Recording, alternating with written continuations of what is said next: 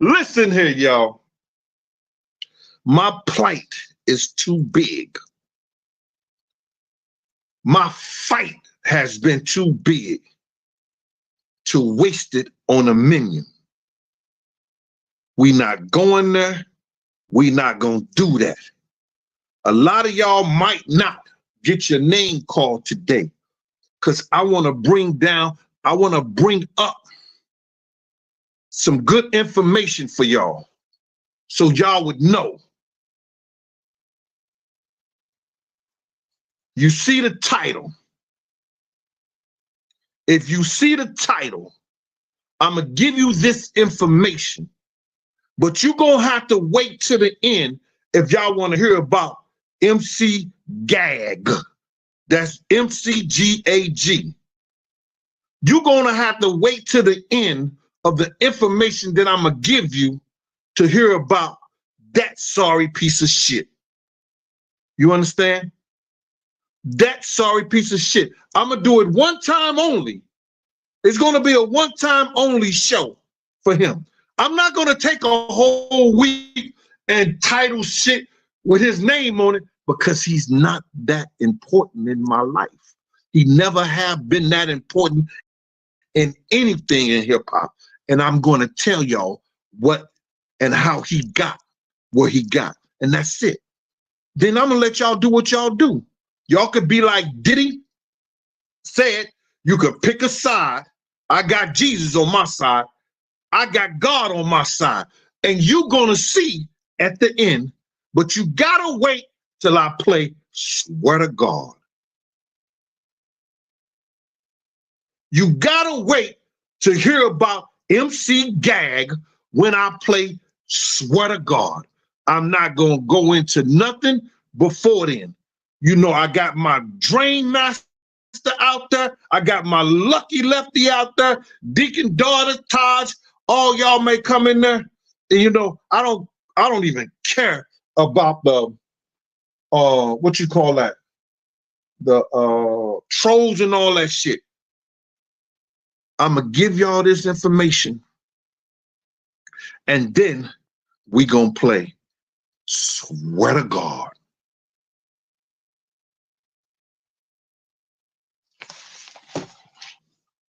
Check this out. I came in New York City for the first time in 1982. I was dating this chick from New York in school, brown skin. We call them, you know how you back in the day, Chinese eyes. She looked Asian, black, mixed together, cold black hair from New York, straight from 113th, 200 West 113th Street. Evita Duarte Perón Davis. God damn. Every nigga in college wanted her. Every nigga in college wanted her. But I got her. She brought me to New York City Christmas vacation. Every time it was a vacation and she came home, she brought me with her. Family loved me. I love the family. If y'all got my book, it didn't work out to her. But I said to myself that I was going to make New York City my home. I got a chance to go overseas and play ball. And Jackie Knowles was going to help me, but I tore my meniscus. Meniscus, is that the correct name for it? I tore it up, fucked up that career. But I became a street ball dude, but I still had a job working as a counselor and working as an educated counselor at Brandeis High School. That's where I met Bugatti and fucking what's his name? He's big in the music.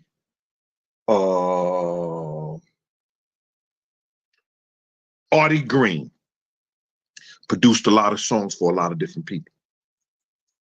When I graduated in 86, I made New York City my home. Me and Evita didn't work out. If you didn't get the book, that surpassed it. In 89, 88, I met, no, 86, 80, like 86, 87, I met and started hanging out with D. Ferg,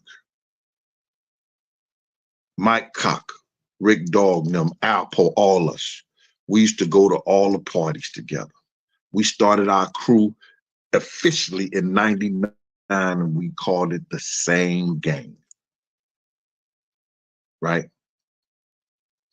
I go back. Me and Mike and them, they would not allow me to get in the money part of the Same Gang. You know, I was thinking of the stuff to do. I was putting all the shit together. Everything was signed in my name when we went to places. You know, like we'll rent Bear Mountain, we'll rent clubs, we'll rent boats and all that shit like that. I was doing that. But Mike and D. Ferg didn't want me to break down the money. They didn't want to break down the money with me. They was giving me some money, a good money. But nigga, if I'm thinking of everything and I'm like, break the money down, we can do this in 3 ways. Nah, Gene, you know, me and D is partners on this stuff like that, because they had a partnership in the silk screening business. So I said, all right, cool. I left the Same Gang, and 91, I started Slick in the Family. Now, Slick, street, everybody loved him. It's crazy. Thank you for the cash out. Danielle, Delight's nice. Thank you. I'm only saying names on PayPal and Cash App because they don't have to do that. Sorry about that, y'all. Everybody else, I'm gonna catch y'all later. So now, I was chilling. It's my brother. Yo, Red, you don't have the key?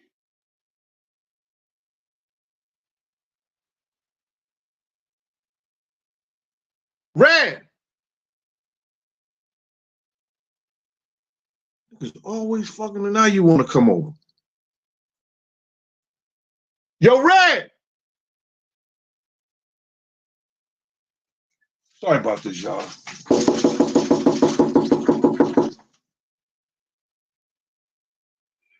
Come to the sub-basement back door. Here's my brother. He doing some things for me, y'all. Please just hold it right there. Nigga, I live a real life. You understand? Shit happens. But you're gonna want to hear all this shit, man.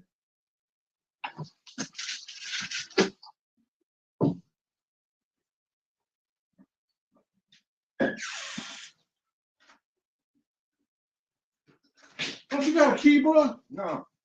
I gave you your key back. You gotta get a key to the door, man. I'm doing the show right now. What you gonna do? You gonna finish this word up?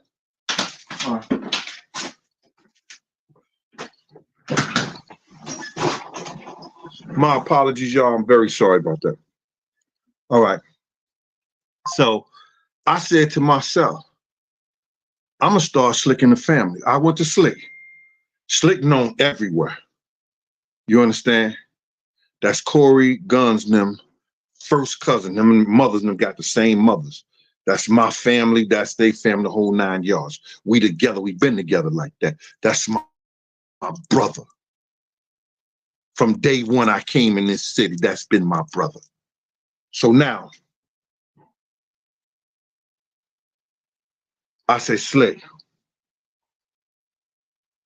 I'm doing all this shit for D. Ferg and them in the whole 9 years. I knew Slick first. I said, yo, let's make our own crew down here on 112th Street. We hang out, we do this. You got the game and we got the fish store, we got all this shit like this. Let's just call it Slick in the Family, and we start getting the boat rides, the bus thing, everything I was doing with D and them, I'm gonna do with y'all, and we gonna do our own thing. He said, bet. We became the hottest crew in Harlem. You understand? And then we matched up with No Fear that I gave him that name, 112th Street, No Fear. We matched up with them and we all started doing shit together, block parties, boat rides, putting money, buying bikes for the kids who brought us report cards with all A's. We'll buy like 10 bikes. You understand? Kids from different age groups and stuff like that, from different squares, like the 6th, 7th, 8th, and freshmen. We was buying bikes. You know what I'm saying? Get 10 bikes. You bring your report card to the block party, stuff like you get bikes. We did 100 book bags, that whole shit. We was doing that shit. So I got to know everybody in Harlem through those people. You understand? Big Gene, Big Gene, Big Gene. Nobody ever knew that I was really from St. Louis until I opened my mouth and used to say the word finna. I'm finna go. Where you from? From the Lou. Oh, my man. Gene, I didn't know you was from St. Louis. You stuff like that? Yeah, I'm from St. Louis. When I start saying the word finna, I'm finna do this, I'm finna do that. Gene, Slick, what's Gene from? The nigga from St. Louis, bro. That's the nigga who brought that St. Eyes and put the lemon in the St. Eyes. He started that shit, bro.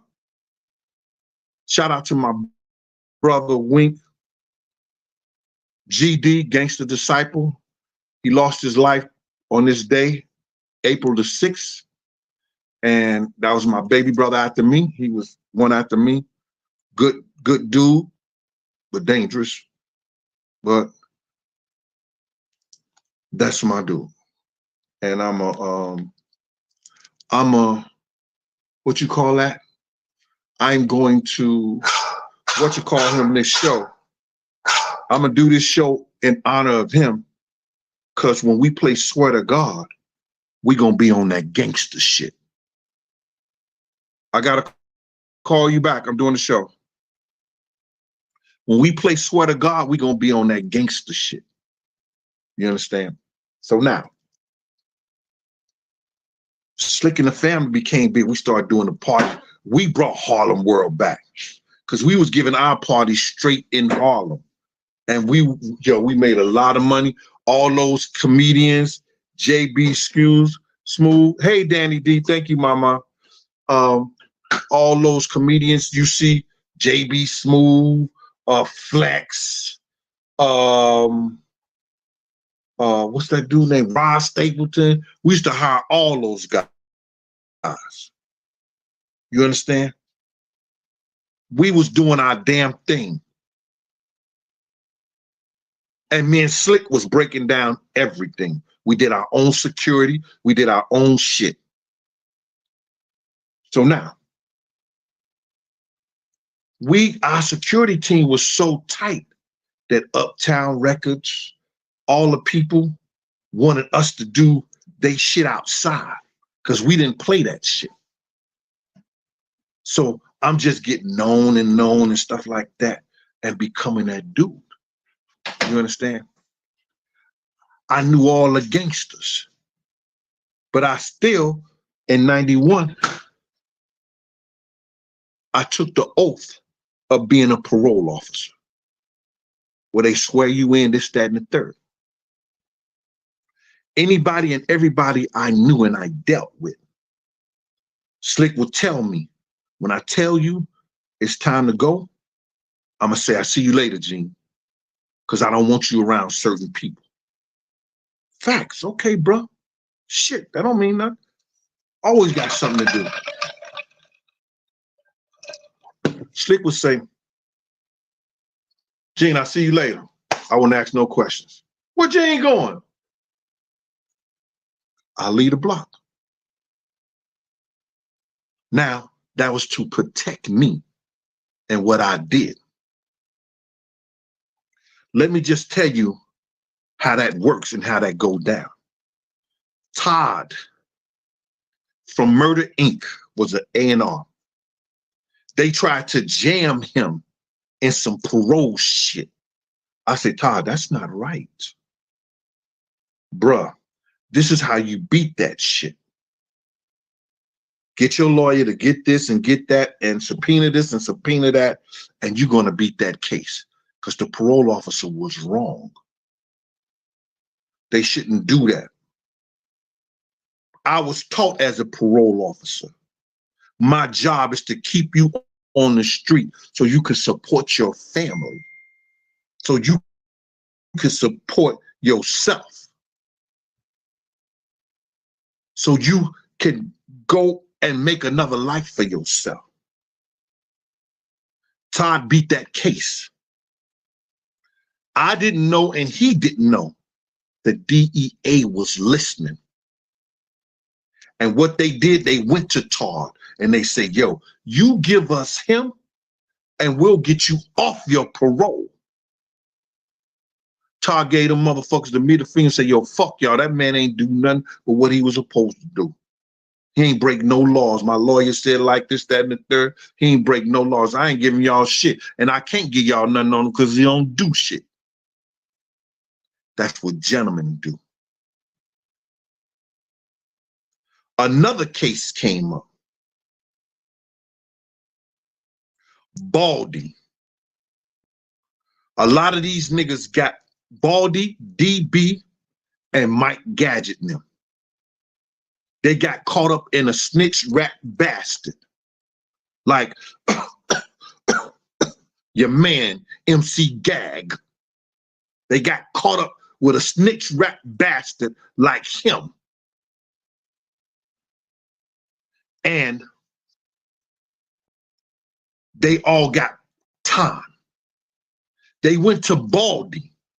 I was coming to a club and a bar on 120th and Morningside called,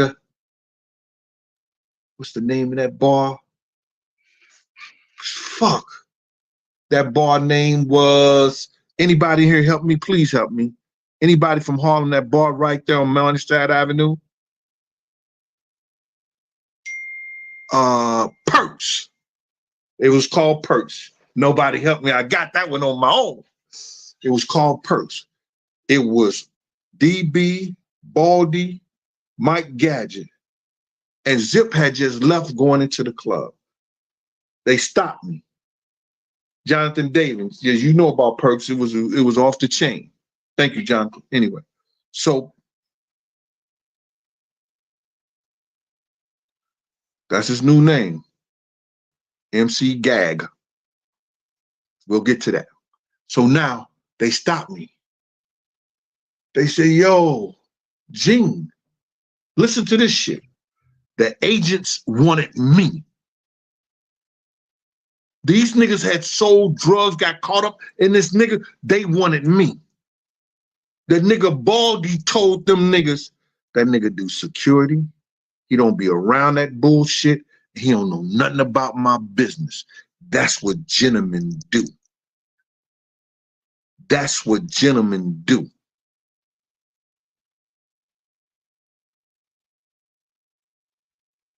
So now, I know all these niggas. I go to Brooklyn. I play ball, and on every Saturday morning, I'm at Brownsville, Mother Gaston, the Bailey's house. His mama used to cook Sunday dinner for damn near a block. I'm there. I'm eating like a fat rat in a cheese factory. I ain't missing nothing. I ain't turning down nothing but my collar. The niggas in Brooklyn was calling me big country and all that shit like that. But they played ball. Them niggas did they thing. I go out there every Sunday. I start playing pro-am basketball. You understand? I'm giving y'all something because these niggas don't really know. I become known in the security game. So when people needed somebody to protect their party, I was there at front stage. I had the mean security team and I had a brains. I met Chaz Williams because he was having problems out in Queens. He had brought Snoop out there, and the shit was so crazy that he couldn't make his money back because the door was fucked up. One of the OGs who fuck with New York Freddie Myers, his name was Omar, said, yo, I got a nigga to do security for you, Chaz. A good nigga. He's in law enforcement in the whole 9 yards. Chaz like, law enforcement? He said, Chaz, yo, let me talk to this nigga. Chaz brought me over. We went to the Muslim restaurant on 116th Street and we talked. You understand? I said, yo, Chaz, if you want me to be down with your crew, bro, and do your security, I need 10,000 up front. I do 10 parties for you. At the front, I'll be at the front door, and you gotta pay each one of my men's $150. This was back in the 90s. Niggas is still getting the same pay. I don't know why. But back in the 90s, we was getting $150. But then I was killing them at the door, and I bust that money I make at the door down because New York niggas, especially who got money, don't like to wait online for nobody. And I knew that. So now I can make anywhere from 2,000 to 7,000 a night at the doors in tip.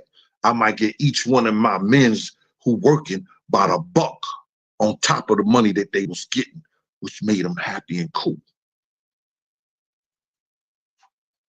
So we go on, right? I become that nigga at the front door. The city college shit happens. The city college shit, you know, I'm supposed to be at the front door. I got 18 thorough niggas with my dogs, a pit bull and a motherfucking Roddy and a motherfucking Japanese Akita that's ready to go to war. If niggas try to do some shit on the door. And I got a bunch of gangster niggas who can do whatever need to be done if niggas, but when niggas see them, they change their mind. I got Slick, I got Powerful, I got Team, I got Noah, I got 4 correction officers, I got a sergeant at NYPD, and I got other street niggas, Eddie and everybody, ready to do their motherfucking thing if there's a problem. Puff called me that day and said, Gene, we don't need those 18 dudes. I said, nigga, I already hired them and told them, come on. Them niggas have stopped everything. He says to me, Heavy D said he want the FOIs to do it, which he lied on Heavy. He lied on Heavy. He said Heavy D wanted the FOIs to do it.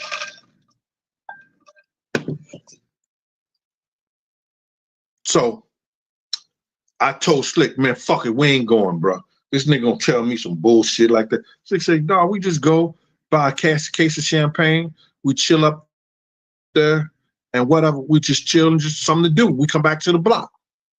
I said, all right. So I just took 8 niggas. I told them other niggas like this, yo, man, nigga canceled it in the whole 9 yards. Blah, say this, whoop, they whoop. So we supposed to have the inside where the celebrities come in at. Y'all know what happened with that, so I'm not gonna go into that. That was a big story in 1991. You understand? I was doing the parties for Uptown Records and Puffy them at the building, the Red Zone. It was called at the time Daddy's House at the Red Zone. And at the building, it was called Unsigned Hype. That's where they shot that juice shit at when they was DJing and all like shit like that. That's where Queen Latifah performed, leaders of the new school, all the up and coming rappers in the 90s would perform on Monday nights for Puff at Unsigned Hype. I used to go with the nigga and make sure he take the money back to Kirk Burroughs. It's funny how I only get certain texts from niggas when I'm doing shows and shit. Come on, man. I'm looking at that as being some clown shit, bro. Come on, let's not do that. Please. So now, we are that crew that everybody wanted. You understand? Then we start doing all Chaz parties. Chaz is blowing up like nitro. You understand? So we got the outside of his parties with the dogs and everything like that. We just expanded where we doing parties across the country, in Vegas and different places. You know, we become that nigga. I become so big, I'm even doing shit for in the streets in Cancun, Mexico. I'm at the front door in Mexico.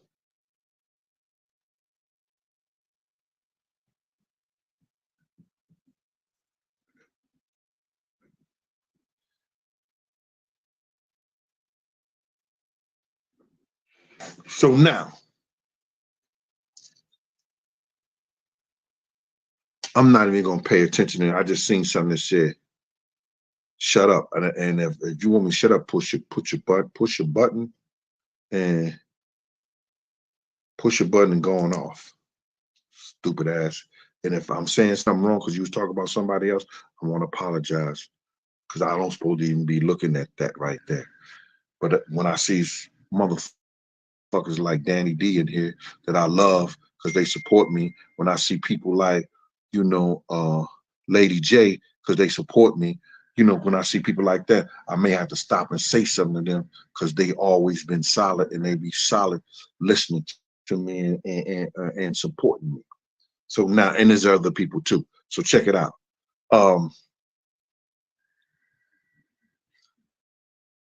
I said, I ain't fucking with Puff no more. Then there's a shootout in a hotel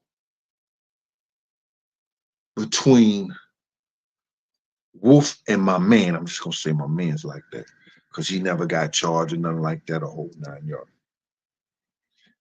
They catch Wolf dead to right because I the one that I didn't know Wolf at the time. I the one put Wolf on the ground because he was going against my man, saying some shit to my man, shooting in the air, and I the one who put him down on the ground. You understand? The police came, they had guns in both of our face. I was on top of Wolf, you understand? And that's how it happened. Miss Parker, thank you for your membership for 18 months strong.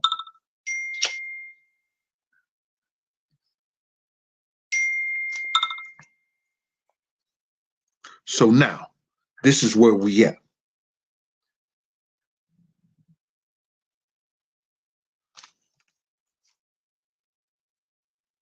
Hold on, I gotta see something. I'm sorry about this.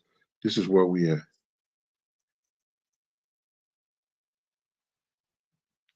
So now,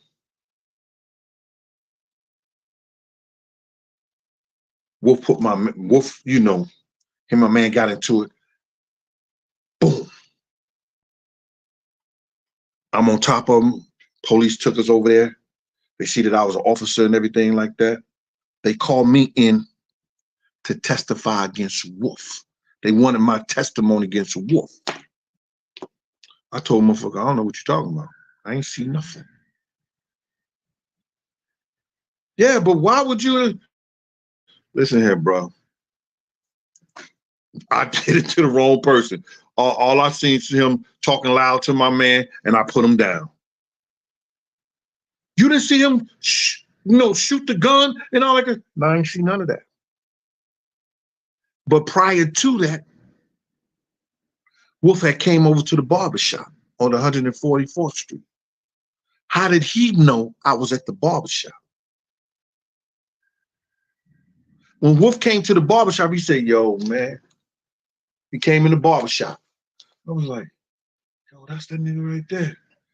I was already prepared because failure to prepare is preparing to fail, nigga. Nothing beats a motherfucking ambush. So I sat in the barber chair. I had that little thing right up under there, that Glock. Every time I sit in the chair, I got it in my hand. Because male chair was right there at the door. I'm not playing them games. Wolf came in and Wolf said, yo, bro, I need to talk to you. I heard you a good nigga. I said, you need to talk to me? He said, yeah. He said, I can't go back to jail. I said, why would you be going to jail? So Wolf came out there. Wolf came out there. Oh.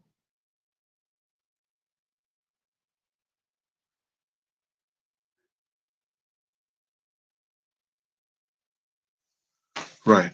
He said, Wolf had came out there and he said, I said, yo, so I got up and got my hair cut. Had a nice little trim like this. Went to see my barber yesterday. I don't know why I got the hat on, but hey, St. Louis shit right now. Ooh, can't wait till we play Swear to God. So now,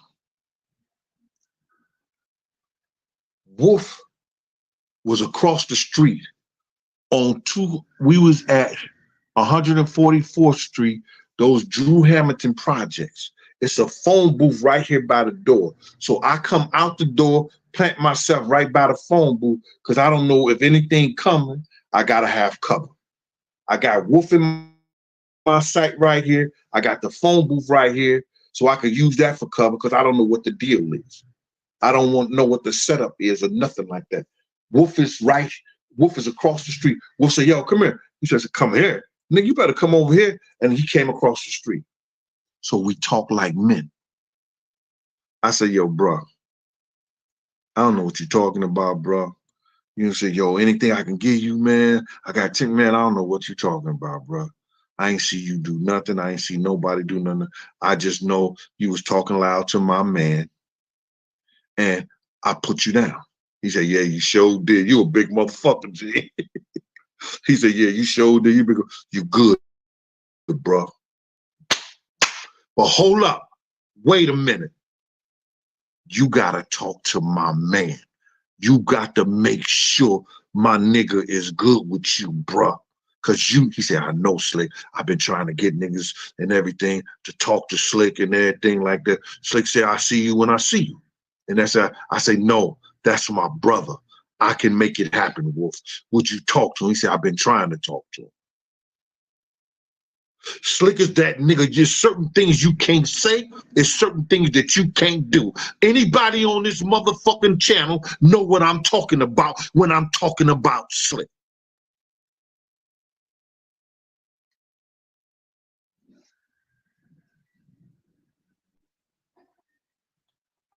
So now, let's get into it. I set it up. They had a conversation. They dapped each other up, did it like men. It was good. Wolf didn't go to jail. Wolf didn't go to jail. Few years later, he hook up, he gets with Puff. You got to realize Wolf was with Heavy D, I'll Be Sure, all those niggas around them, people around there. At that time, at Uptown Records, doing security for them, holding them down.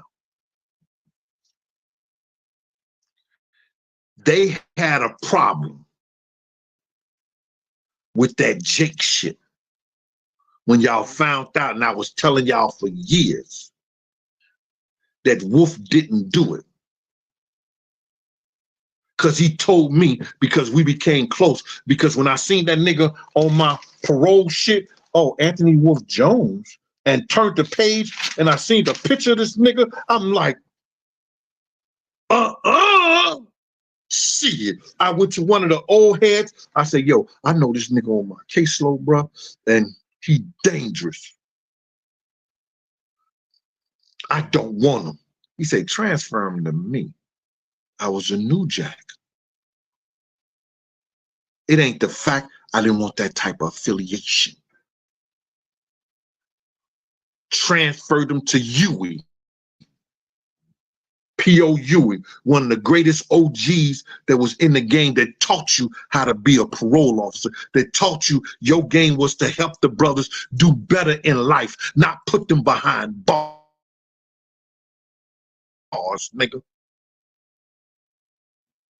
It's funny how I've been on this shit since November of 2018. Ain't there one motherfucker, they paying motherfuckers to tell stories about me or say how fucked up I was, how I snitched on them, how I did this and how I did that to them, and not one took no money because they knew I was an honorable nigga, no matter what I did and who I did it with. Now, let's move on. I started rolling with the bad boy people after they had that problem with Jake. You understand? I said to Wolf, nigga, that nigga Puff don't listen. Gene, just make sure nobody do nothing to him. I'm protecting my interests. Just make sure nobody do nothing to him, bro. I'm protecting my interests. You gonna be good. I know a whole lot of behind the scenes shit and shit that was happening, shit that was going on. You understand? Between him and Wolf and what they was doing. Never said a motherfucking word. Did my time with him, made sure I babysit his motherfucking ass and made sure he was good. Was in 4 different pow. But he came out of it nothing. He good, he right. Nigga held me tight one time behind me. Gee! I was like, nigga, get the fuck off me. So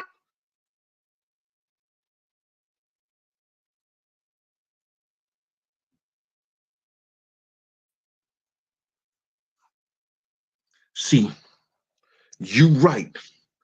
Puff always been a snake. Because y'all was wondering how Wolf found out that I was in the barbershop. Nobody asked that question. How this nigga get out of jail and find out I'm on 144th Street between 7th and 8th Avenue at that time of night getting my haircut. That's because Puff had called D. Ferg and told D. Ferg not to tell me that he was looking for me, because I wasn't fucking with Puff at that time, but he wasn't looking for me. He was looking to tell Wolf where I was at. Wolf could have came in that motherfucker and lit that motherfucker up and killed me dead. I knew that. But you keep the snakes close. You keep the snakes close. Slick told me, stop fucking with the same gang niggas, bro, because they told that nigga that. I said, I know, bro, but it's gonna all work out in the end. So now I'm running with them niggas. When they got a problem, yo, Gene, or they down at a party or something like that, it gets hectic. Gene, I know you don't work until Saturday and Sunday, but can you come down to what you call? Can you come down to what you call? Gene, could you come down here? Puff wants you. Hang up the phone. Kirk Burroughs will tell you. When them motherfuckers used to call me, I would hang up on them. I said, tell Puff to call me himself.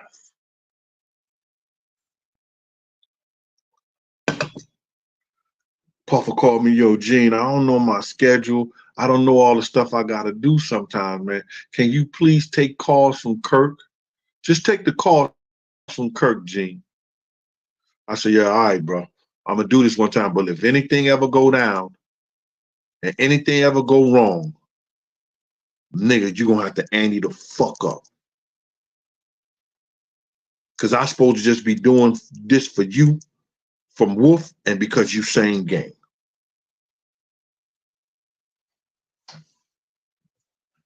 So now, long story short, y'all know all the shit about the big and what happened and everything like that. So I'm finna fast forward this shit Because I got 2,000 people in here. And some of these motherfuckers in here don't know my story, don't know my history. And they let tags and posts that people put up to bring y'all attention to their channel. You understand? Like that. That signifies who I am as a man. It don't. And the reason I'm having this conversation and going back to y'all and bringing this up to y'all like that, because I had a good nigga from Detroit. I had a great nigga from Detroit. One of the thoroughest niggas, the same as my fucking cousin in Atlanta, Corey. A thorough nigga called me up. And he said, Gene, you know what I do. You know what I've been doing. And you know the part I play in the streets. He said, these niggas is going around and say that you a federal witness and you gonna be a federal witness against Puffy the whole 9 yards. I said, well, nigga, I work law enforcement and I've been in the federal house a couple of times and I had to testify a couple of times, federally, state, and local.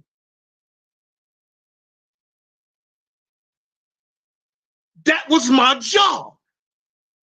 He said, no, Gene, don't get mad, don't get upset. You know, I'm talking about some street shit. I said to this nigga, I said, nigga, I did an AI on him. Do you know? And I ain't talking about no motherfucking robot shit. I went back to Allen Iverson. Calm down. Allen Iverson on his motherfucking ass. When Iverson said, practice? You talking about practice? Yo, I love this nigga so much, man, because he a good nigga. He'll give you a motherfucking his right arm and his fucking heartbeat. I said, Faye, what the fuck is up? You talking about Puffy? You said Puffy? Nigga, I said, you talking about Puffy? You calling me about some shit about Puffy? He said, Gene, calm the fuck down, nigga. I'm talking about these niggas. And I told these niggas blase this, that, and the third. I said, yo, bro. Cause a nigga title his shit what he want to title it to bring people to his page, I don't give a fuck. It don't change the man who I am and what I have stood for all these motherfucking years. It don't change what I've done all these motherfucking years, bruh. You talking about Puffy? He said, no, I ain't talking about that. So we add that shit out. I said, yo, bruh, these niggas will come in here and say what they want to say. But if the feds come up and pick a nigga up and say, is that your mama? Under oath, you gonna say, if that's your mom, you gonna say, yeah. Didn't you testify against your mother? You just told that was your mother. That's still testimony that you given when they ask you questions. You said you're right, but I ain't talking about that. I'm talking about this street shit.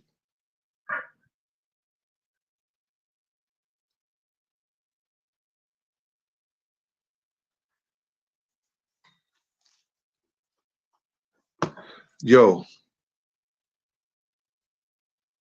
motherfucker, you won't be on this channel if you don't wait until I play Swear to God.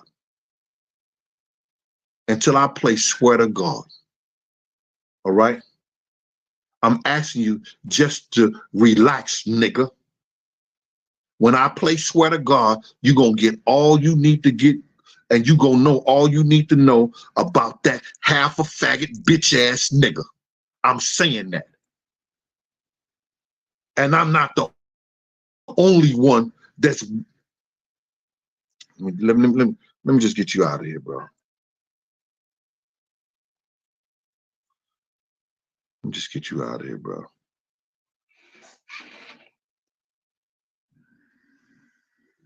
Mm. S&S Bully Kennels. Yes, sir. So now, where I'm at.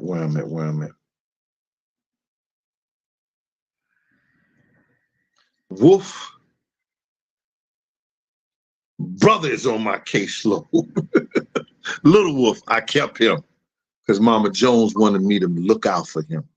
He's raw than Wolf. He crazy. He ain't refined like Wolf was. Wolf had became refined and he had became whereas that I must use all I do and I'm gonna start doing parties in Atlanta. I'm gonna get with Alex and I'm gonna do parties with Alex. Yo, Gene, I own 15% of that club. When he sell it, he gotta pay me 15%. You understand? When I get my own club, you understand? I'm gonna make sure I'm gonna bring you down to Miami because he was supposed to be doing it with Michael, Sally, John Sally brother. They were supposed to be all collaborating, getting money and doing the club. You're gonna run my club, Gene. You're gonna run the security at the club. So now, check this shit out.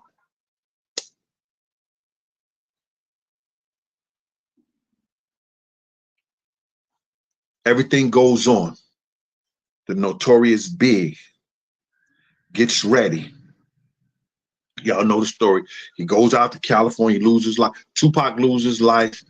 I talked to niggas the day of Tupac losing his life. I mean, getting shot. The dude come back, tell us all the shit that happened. I let y'all know what dude told us. I told people, I always tell 4 people in my cipher. So they'll know if they ever repeat it. You can't always tell the street niggas because street niggas think that they snitching.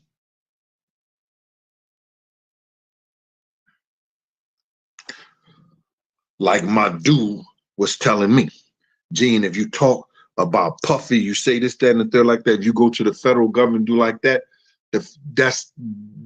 my street niggas think that snitch is stuff. Like I said, well, hold up, bro.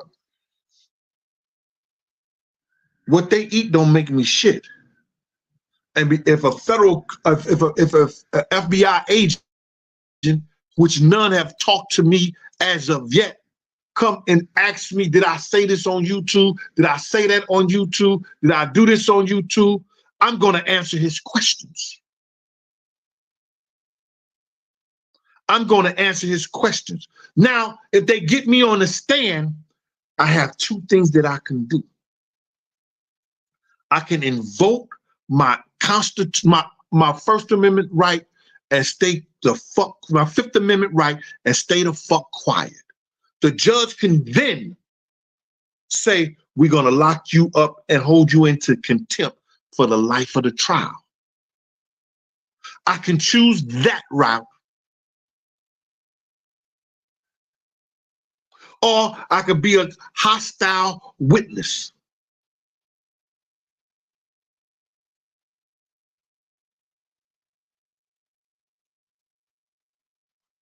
Or just say what I've been saying on YouTube. These niggas, oh, he's a snitch. He's a snitch. He's going to say this. He's going to say that. Puffy said, pick a side. You see, your favorite YouTubers are out there picking a side, like your favorite rappers who didn't really make it is picking a side too.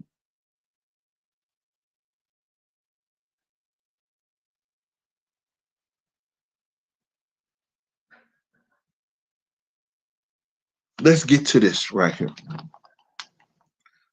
I had to sit there and hold Miss Wallace's hand while I tell her how her only begotten son lost his life and he didn't have to lose his life because he shouldn't have been at that party and he shouldn't have did this and he shouldn't have did that, the whole 9 yards. How his own friends them set him up because Diddy did that snake shit to them to get big at the fucking party. Nigga, I've been telling the motherfucking truth ever since niggas from my mouth to God's ear. Every time I come out, nigga, I'm telling the motherfucking truth.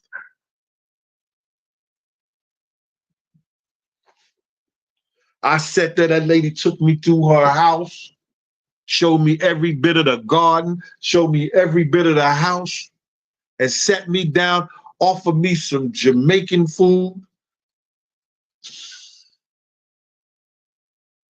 I told her the story. I told her the story. I'm not gonna hold y'all, man. I'm gonna get through this, y'all. I'm gonna get through this, y'all. I'm gonna let y'all know what the deal is. I'm in Atlanta chilling, having a motherfucking ball. I'm with two baddies in Justin's because they wanted to go there. We was at one party, and we was at that party that stabbing happened with the dude from Baltimore. What's his name? Love him. Love him as a player. He's an honorary member of Omega Psi Phi. The fellas know who I'm talking about. Played linebacker. He played linebacker for the Baltimore Ravens. His name is Ray Lewis. Shout out Kenny B on top of that shit like a fat rat in a cheese factory. You two are. So now, I'm right there. I'm about to beef with his niggas before that shit happened. Because they showing off. You'll find that story in the second book. So the girls know they want to go to Justin. We go to Justin. Line is around the corner. But the niggas know me. And just so happened, Wolf is about to come into place, y'all. Wolf say, yo, Gene. Say, you going in? I said, motherfucking right. They was charging 200 at the door. It's 6 of us. I mean, it's 4. It's 3 of us. Nigga, I just saved 600 bills. You motherfucking right. You ain't got to ask me twice. I ain't turning down nothing but my collar. We go in that motherfucker. I'm having a good time at the bar. You know, fellas, you at the bar, the music is good. Honey is backing up. Like, oh my God, it's gonna be a night tonight. The shit is playing and stuff like that. I'm having a great time. Nigga like this. It's Wolf. Yo, Gene, come to the back. Come to the back. Yeah, Gene, come on. Come to the back.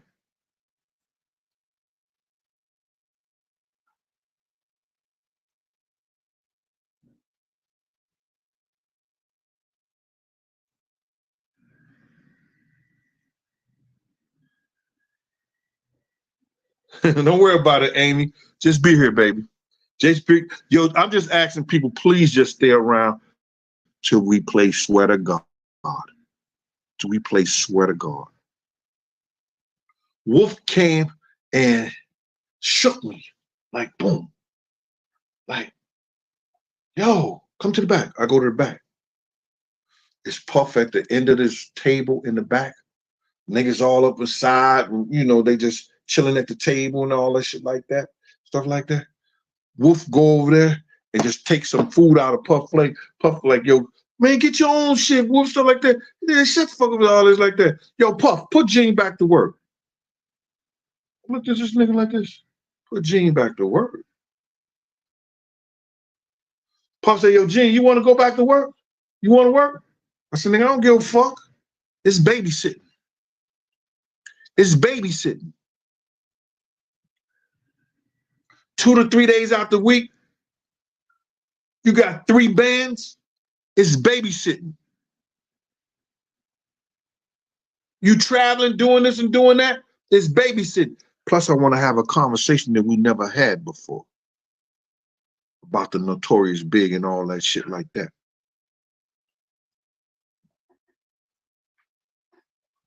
So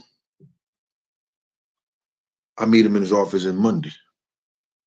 I ain't telling y'all no more. Y'all gonna have to get my motherfucking book for the rest. For that part of it. Y'all gonna have to get part 2. Life after death when Bodyguard and the hip hop star for the rest of the bullshit. Now, let me bring y'all up to date to what's happening and why we in the state of affairs where we at right now. Everybody with me? Yo, Lucky, how many likes we got out there? Because they tell me the likes is what the algorithm that make this shit goes on. And that's why I did what I did before. Because you know I don't know nothing about no likes, no this like that. I listen to what my moderators and what other YouTubers tell me. Shout out to MREC. Shout out to my nigga Born Divine over King of New Jersey. Shout out to his channel, because that's who teach me. So when other niggas just talk about they teach me and they call them niggas and ask them, don't I ask them? And they just the one who teach me and walk me through shit. Other motherfuckers gonna lie and make it seem like that they did a whole lot of shit, but we ain't ready to play swear to God, because I want y'all to know. I want y'all to know. Look, where we at? What's the deal?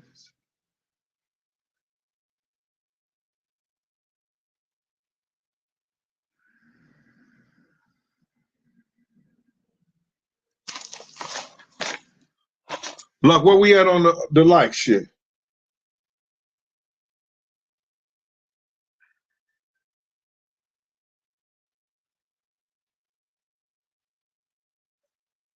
How was I on Entertainment Tonight? What did I do? I'm gonna get at this nigga, man. If I was on Entertainment Tonight, man, show me that shit so I could talk to dude. Cause I ain't like these niggas. I got a real lawyer. Shout out to Brian Stokes, the beast. Cause the motherfuckers is putting my picture and all the stuff like that, I'm gonna start suing niggas. All right. Look, I don't see anybody can tell me how many likes up there, because I'm on StreamYard and don't pop up here.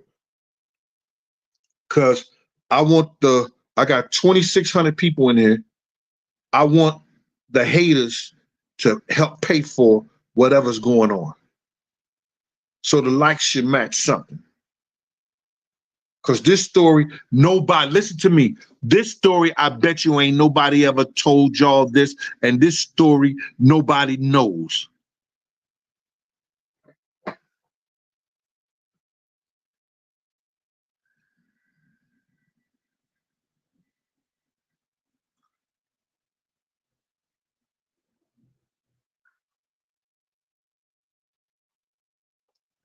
Oh, got new. Let me push this new thing right here. Oh, it's 988 likes. That's cool, I guess. Ain't that cool up?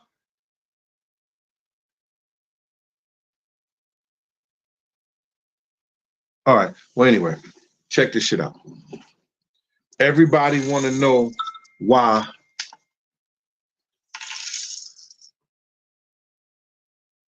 Ezekiel. Okay, bro. Okay, I got you. Thanks for the cash app, Ezekiel. Everybody want to know why the federal government is running up in Puff's house. Everybody believes it's because of Cassie and Gene. That's some asinine bullshit. That's some asinine bullshit. Let me give y'all a little history. I need about 20 people to let me know they know who Jimmy Henchman is.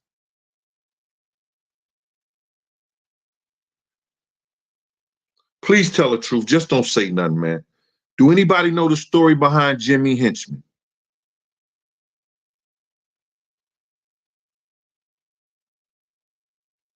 Oh, hold on. Honey I knows. Mr. Jinx knows. Love Vid knows, Cole Kid knows, Sharky Edwards knows. Riri, didn't I tell you to change your name? Riri knows. I got 20 people. Oh, yes. All right, so I can tell the story. Check this shit out, y'all. In the late 2011, in the late 2011, Jimmy Henchman was facing trial for drug trafficking.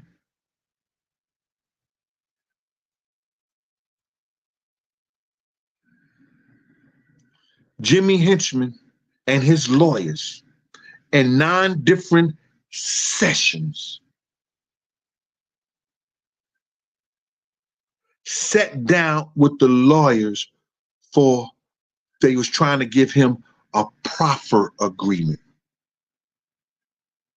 And in that proffer agreement, they asked Jimmy Henchman, you have to tell us what you know about Sean John Combs, AKA Puff Daddy, Mr. Diddy.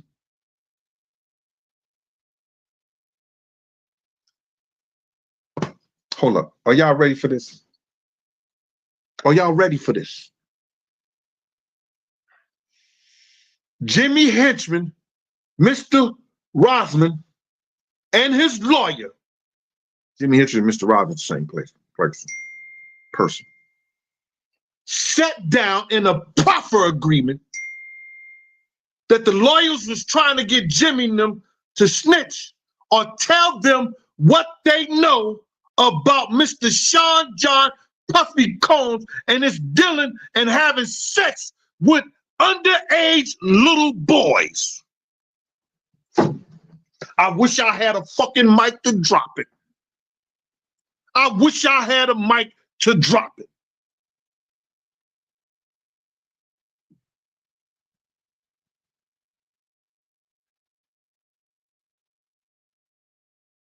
Why would they want Jimmy Henchman, a gangster in the street,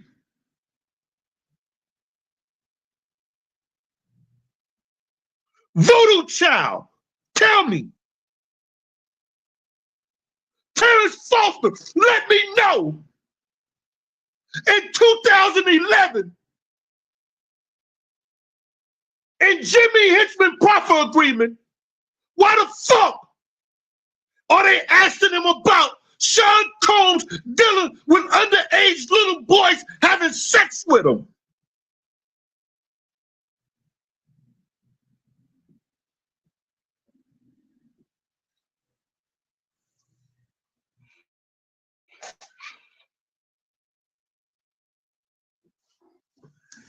These niggas better not fuck with me. I know my man, I know Wack was, and K was like this. Wack talk a lot of motherfucking shit about me because he talking about, Gene, you got, I ain't worried about these niggas, Wack. I'm telling you right now, man, if I die in the street tomorrow, God has called me. I did what I supposed to do.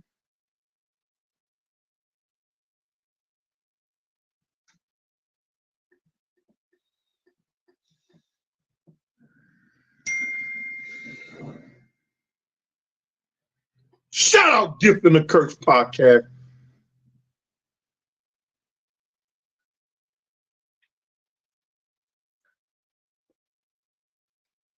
Did anybody ever tell y'all that?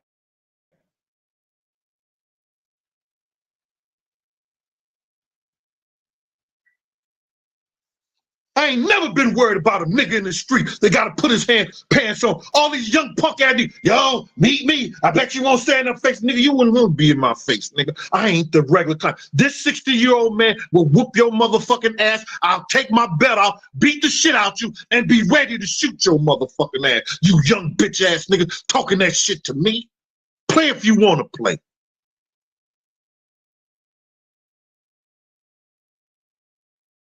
You write Psalms 91. No weapon formed in front of me, before me, around me. These niggas can act like that if they want to. I love hard, and if I have to die hard, nigga, I die hard. I Bruce Willis your ass.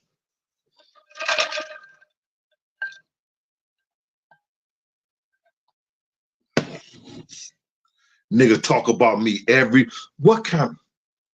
Is that some female traits that a nigga talk about you every motherfucking day?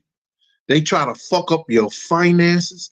They try to fuck up your fucking, it's 3 F's. It's your friends, your focus, and your finance. That's a woman.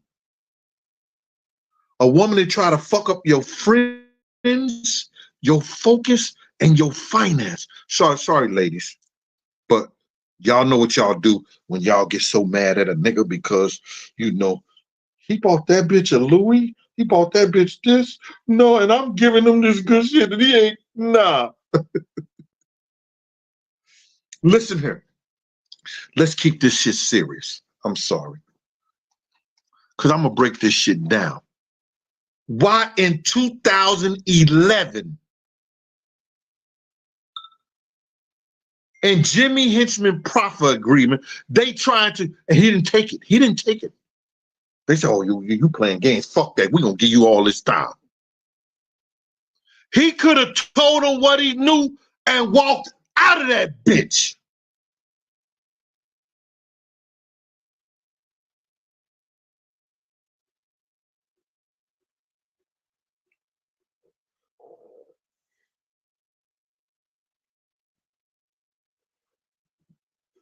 He could have said what he knew, because everybody in the motherfucker heard about what he did to Usher.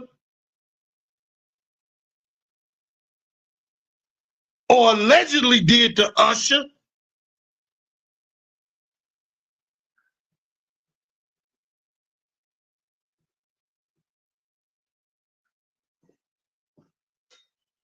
If Suge Knight knew that shit, and he said it way before I said anything on this YouTube, how the fuck he knew it all the way in California?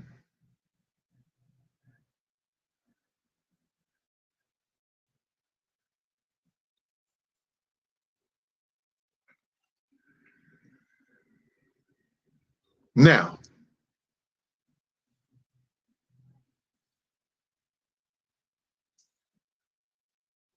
let me tell you how the feds roll, bro.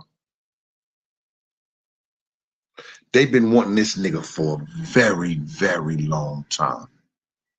And the reason they couldn't fuck with Puff, and they didn't fuck with Puff,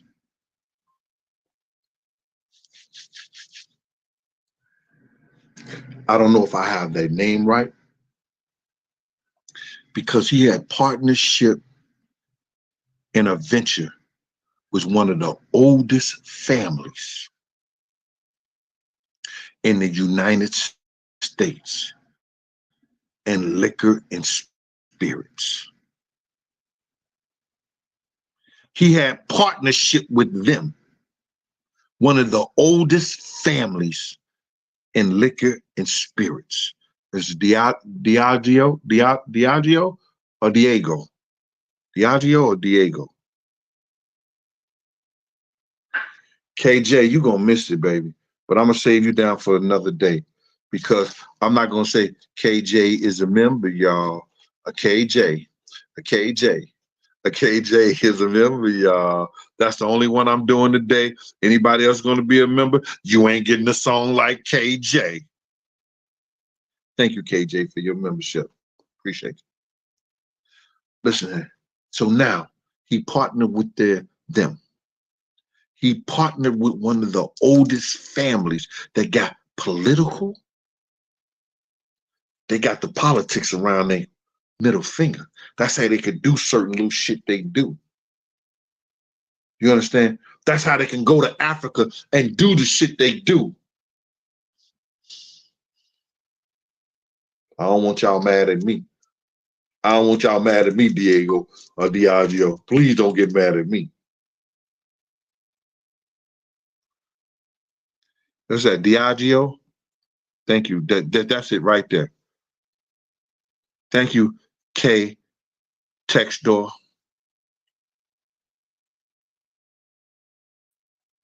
See, he was in partnership with them motherfuckers. Y'all know what he did? They gave him $420 million to walk out the door and cut the partnership, and it was a $2.7 billion business. Here. We're gonna ante up. You take this, get the fuck up out of here. Because he's the one who gave them the idea about taking the vodkas and doing the different flavors.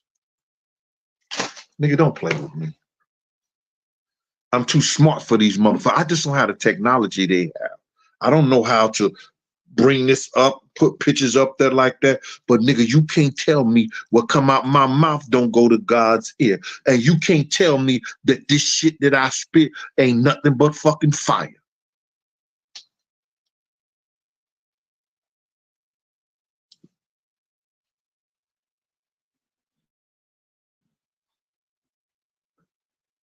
He brought up the thing about the flavors and all that other shit. You hear me? So what they did was they severed the shit, took his knee pads back from him. Give me them shits back. No diddy. Gave him $420 million. Boom.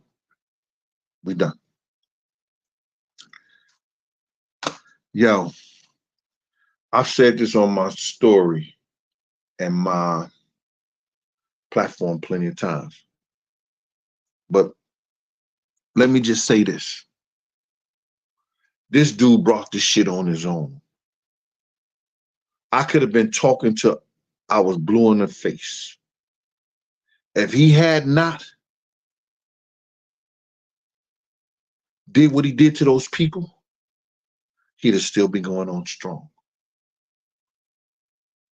If Cassie had not done nothing, listen to me, man. I don't believe Cassie would have stopped it. It's what he did to those people. So they took those gloves off of him. Yo, they took all the hands. Yo, listen to me. Police, y'all can go fuck with them now. Companies, y'all don't fuck with them no more. 18 different companies. Listen to me. And I can't believe it's because of Cassie either, because a girl came on a national platform, and I would say, I think Tasha K platform is pretty national to me. It's not only urban, it gets to the, let me just say, it gets to the people that it's supposed to get to. That girl came on there and said, Puff kicked the baby out of me. I lost my baby after he was kicking me and hitting me. And ain't nothing happened. It was no Me Too movement. It was nothing. Nobody said shit about that. Y'all don't hear me.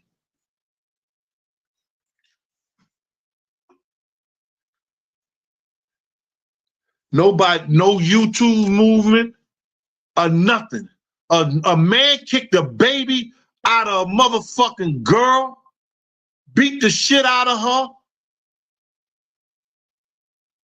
Fuck what her half retarded ass is by going back and doing this. That nigga shouldn't have never done that shit. Check this out. We've been in here 3,000 strong for an hour and 15 minutes. And I know y'all got to do shit. It's a beautiful day and everything like that. So I'm going to tell this story, and I want y'all to understand. Y'all heard this story before, but it's going to let you know what the fuck. And after I say this, you will never ever hear me mention this half a faggot bitch ass nigga again. Because anytime a bitch pull out a, excuse me, sorry. Sorry, lady. Sorry. Anytime a woman pull out a dildo on a nigga, a strap on a nigga, and pull out a strap out on a drawer or out her drawer and get ready to put it on on a dude, and he tell y'all, yeah, this girl pulled a strap on him. Yeah, it was Lisa Ray. She pulled a strap out on me, and I was about. He ain't no real nigga like that. But I'm not gonna get off into this nigga like he did. You know what I'm saying? I know he tried to tell y'all stories about drug abuse because he thought I was gonna come on here and talk about his dope fiend mama, but I'm not gonna do that. I know he's talking to y'all about child support and all this other shit like that, and he was saying all this other dumb shit because people was telling me. I'm not gonna talk about that he didn't take care of his daughter. I'm not gonna do none of that shit. We're gonna leave that shit in his heart. So what I'm gonna tell y'all is the story before I get to play Swear to God about the Indian and the mythical snake. Y'all already know it. Y'all already know that it was this Indian in this mountain. And it was cold up there. And he was working his way down to the valley where it was warm. He could see how the sun was glycerin off the water. So as he started walking, he stumbled onto a snake. It was this mythical snake. And the snake shivered at him. And the Indian, oh! And he began to choke. And the snake looked at him and he said,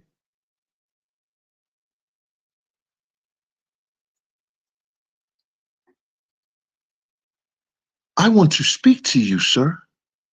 And the Indian was like, oh, no, you're that mythical snake my family has always talked about. No, you're going to bite me. The snake said, no, I'm not. I've changed.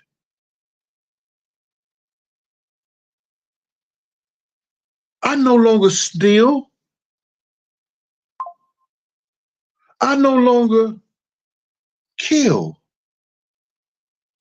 I'm just trying to live my life out right. The Indian looked at the snake, and the snake said, sir, can you take me down the mountain and put me on a nice hot rock so I can feel comfortable? So now this Indian looked at the snake. He said, if I do it, you're going to bite me. And the snake, no, I'm not going to bite you. If I wanted to bite you, I could bite you now.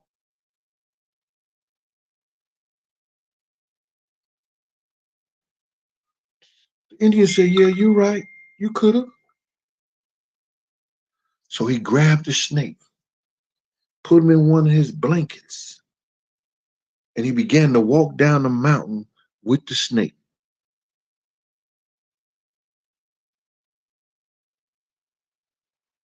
So when he got down the mountain, in the valley, the sun was beaming and the water was glycerin. He put the snake on a nice hot rock. Then he jumped back. He said, snake said, why you jump? He said, you just put me on a nice hot rock. You just saved my life from the cold. I would never do anything like that. Thank you. The Indian said, you're welcome. And he turned his back and began to walk away. As he began to walk away, the snake jumped up and bit him in his ass. The Indian said, ah! I knew you was, you bit me. I knew you bit me. The snake said, well, you knew what I was when you picked me up.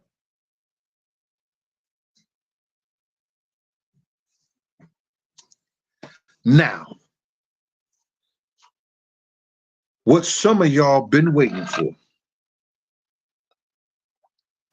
Let's play Swear to God. Me and this nigga, MC Gag, AKA, you know it. Let me see his name 10 times in the thing. Let me see his name 10 times in the thing so everybody know who we talking about. MC Gag is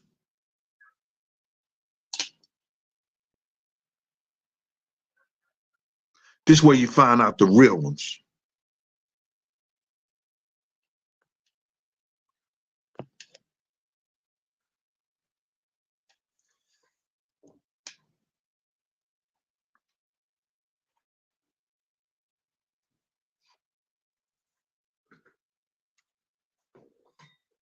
Everybody trying to say Puff.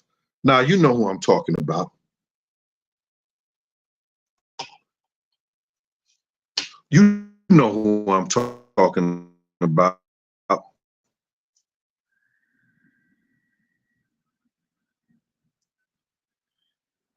All them niggas that was on their station.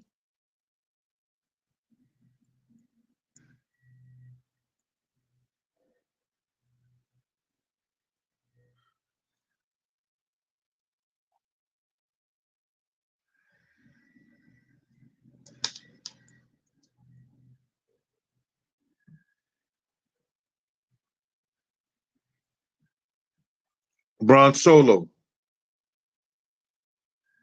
Everybody know who he is. Thank you, Danny D.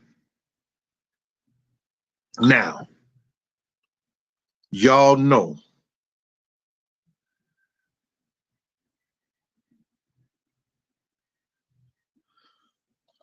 my man Johnny over there at paperwork party. Thank you for that super chat, my brother. Hope to be doing a lot of work with you soon. Check it out. This dude is trying to get in the algorithm. And everybody's saying, Gene, don't mention his name. Don't do this, don't do that, because nobody F's with him. Nobody is dealing with him. He has burned every bridge that he has made. I know this to be true because before my man died, he told me. But he's not the only one that told me. A lot of people told me. So that's why I have to accept this bullshit, but I'm going to straighten it out. I'm going to straighten it out. I'm going to straighten out the fact that he told me to come to Atlanta to do a cooking show at the house of one of the housewives of Atlanta. And when I get down there, you understand, book the hotel for a whole week at the Hilton. $274 a day, flew down there first class, booked the hotel room. You understand? He shows up 3 days later telling me, oh man, she said she going out of town and we can't do the show. A real nigga that had it, that was a good nigga, would have been like, yo, all right, man, I told you to come down and she can't do it right now. Even after I told the nigga, okay, well, just find a house, we could do it, and we just pay half.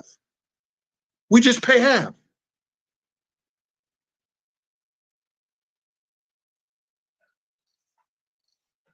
Don't hear from this nigga till the day I get ready to go. Man, I couldn't find nothing, no Airbnb, no this, that, and third, no camera crews. All right, cool. All right. Sorry, nigga, he ain't got it. It's okay not to have it. But all the time, we always have it. It's difficult for some of the time. I understand that. I let that shit go.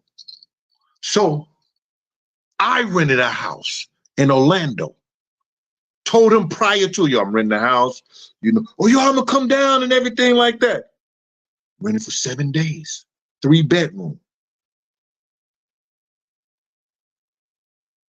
My man, yo, I was so mad behind this shit. My man, Charlie from Philly, brought his whole family out. Yo, Charlie, this nigga ain't coming. He said he can't come because his girl don't want to drive down there with him in the rain. Okay. He ain't got it. He didn't show up. He didn't make it. Fine. Stop fucking with the nigga. Stop talking to the nigga the whole 9 yards. The nigga, if you go back and look at his programs, he has always used my name to say some unscrupulous bullshit towards Diddy and everybody else. I ain't gonna be like Gene. Gene mad. Gene this. Gene that.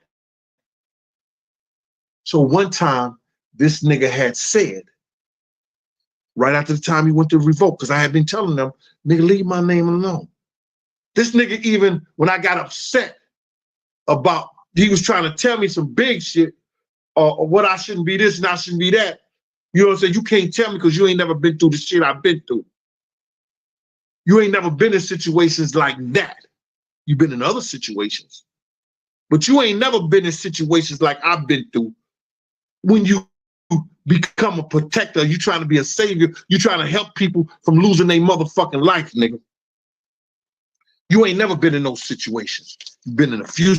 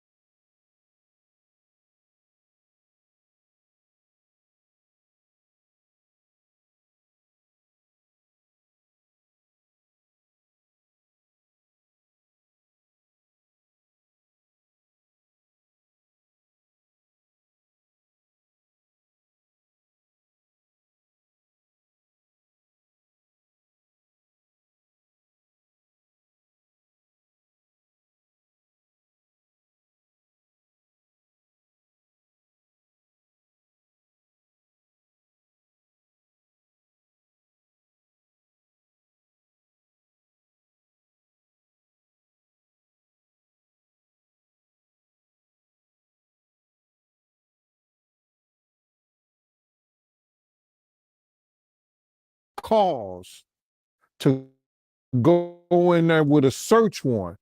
But the way they did the search warrant and how they did it, man, I thought he was El Chapo or somebody. You know, they took a tactical team in there, brother.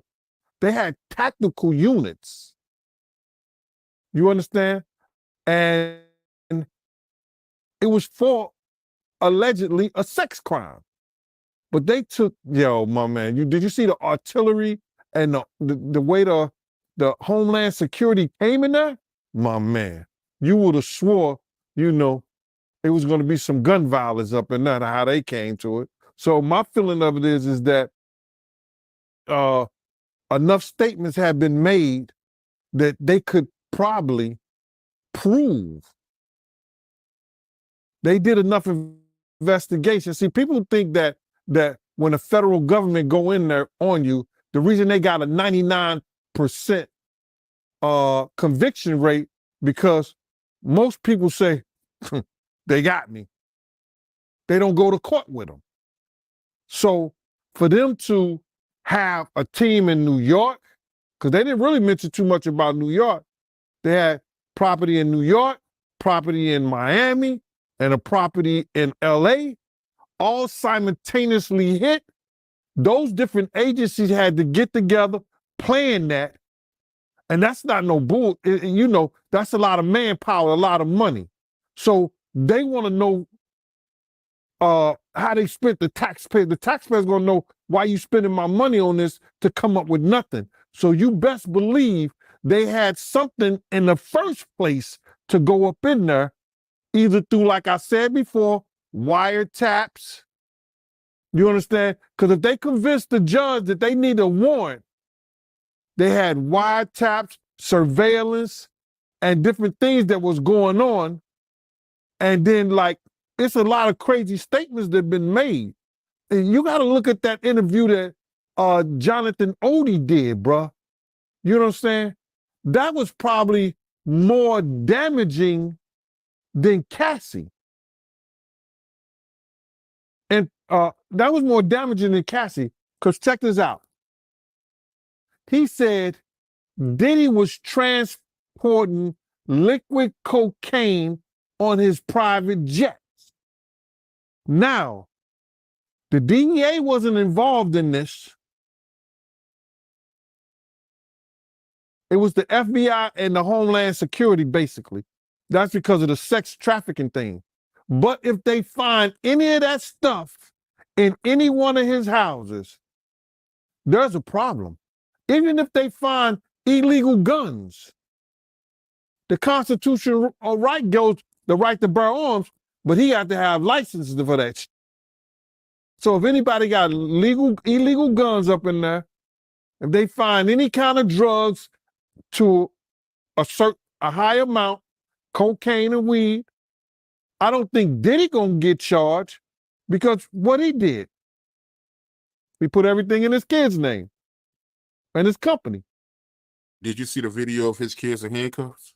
Yeah, that's a tactical thing. The kids being in handcuffs is a tactical thing that law enforcement use, you understand, hoping that people who've never been in handcuffs before, that it either scares them or want to make them talk. There's no reason after they searched those kids, because they didn't have a search warrant for bodies. They had a search warrant for like materials, laptops, telephones, logs, pictures, tapes. You know, that's what they search warrant is for. They didn't have a search warrant for bodies. So those kids, when they came out, they should have searched them. And then, listen, y'all sit down right there. That was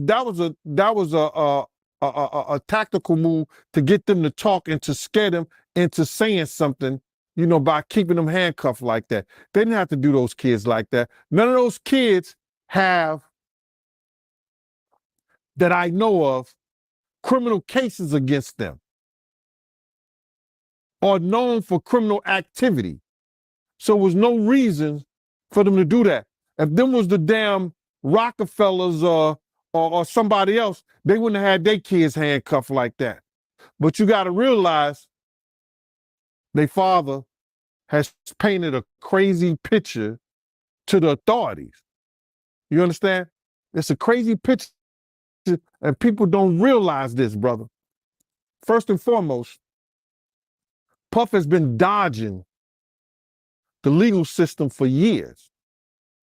His affiliation with BMF, even though Meech has said that Puff never did anything, Puff never been around her, they still was partying together. So in the authorities' mind, they feel like Puff knew what Meech was doing. Then with the introduction to Jacob and different people, and a lot of people going to jail for money laundering and stuff like that, Puff being, and this is documented, Puff being a CI for an FBI agent. I said this years ago, that him and Kirk Burroughs took some paperwork. They was taking some papers up to the FBI, stuff like when they was here in New York. They was taking paperwork up there and stuff like that. Don't know what it was, but later on found out that he was a CI. You understand? Now, what happens? He don't have that. The guy probably, that was 20, 30 years, 20-some years ago. The guy probably retired. Puff ain't dealing with him. No, he didn't pass Puff on or something like that. So now, Puff been dodging the legal system. With the people had it wrong. They think it was with the Black Mafia family. No, it was with Butt Naked. I said this years ago. The person that he said is a senior advisor, Corey Jacobs. Corey had 9 16-to-life sentences for drug trafficking. You make him your senior advisor, even though that was your man, he coming home. That's your man, pots and pans. But Wolf was the one who took care of them when they was away. You understand? Wolf was the one who took care of them. So now, you got all these, these characters, around you. what they gonna think when they come to your house. They got the evidence, or they had statements that you blew up Kid Cudi's car. You understand what I'm saying? They have statements that, you may have been affiliated with people being shot. So they come to your house like this. They treat your kids like this, based on the picture you have played to the authorities. So them having his kids like that, I think that was wrong. After they searched those kids, make sure they didn't have no weapons on them, sit them down on the ground, make them feel comfortable, because at this time, they're not criminals. They haven't committed any crimes. I see. Speaking of drugs, right? Because you made a comment about it earlier. How you feel about Diddy's drug mule getting arrested? The news about them arresting the mule, now, they're gonna have to prove that. Now, if that guy becomes a witness, and if they can track anything back to Puff with that, that's gonna be one of their star witnesses. Damn. Because see, they will give him leniency. They were like, yo, listen, man, hey, buddy, listen here. We don't really want you. We know you was just doing this to, you were doing this to take care of your family, feed your moms. You know what I'm saying? Pay your rent. We know that. This guy's living in this mansion, using you. Then that guy becomes a star witness. Crazy, man. So I want to backtrack, right? I want to backtrack to a comment you made earlier about Diddy and how, over the years he's been having all these run-ins with the police. Do you think the feds took notice of that? And they, at this point, they like, yo, we're going to crack down on Diddy? What happens is that the police will bring in a CI and will use him like she was a $3 hoe. That's a confidential informant. They'll let you do crimes, long as you don't do no murders and stuff like that. They'll let you go around and pay you. When I was in law enforcement, dog, they paid confidential informants $250 for revolvers, $500 for automatic weapons, $750 to $1,500 for semi-automatic guns and rifles and machine guns and shit like that. Some confidential informants got payment like that. And plus they get 8% of a case. 8% of a case. So if they bring in about, just say, they bring in a case $100,000. That's 8,000. What's that? What's that? $8,000. That's 8,000. They bring in $1 million case. $1 million case. That person is getting $80,000. I mean, like $80,000 on it. I think if you're talking about 8%. You know what I mean? So I'm saying that to say this. Confidential informants get paid good. But Puff was a millionaire. Him being a confidential informant, him getting money like that, it was favors. He been getting favors and been paying law enforcement people for years to protect him. You understand? To protect him. We had a lot of people on the payroll when we was doing security. Somebody might have this first 10 hours, that 10 hours, or whatever. He was paying law enforcement. He had a budget for law enforcement. Now, if something goes wrong, those people got friends in certain places. Then plus he tells his handler, yo, can you make this go away for me? I'll give you this and that. Now, that could be a lot of speculations or whatever like that. But why would you have or be working for a FBI agent if you're not an informant? Why? So when you got that kind of money, you could hire people to make a lot of things go away for you. Like you hire lawyers. Those lawyers have police officers and people working for them and investigators. Those investigators were former officers.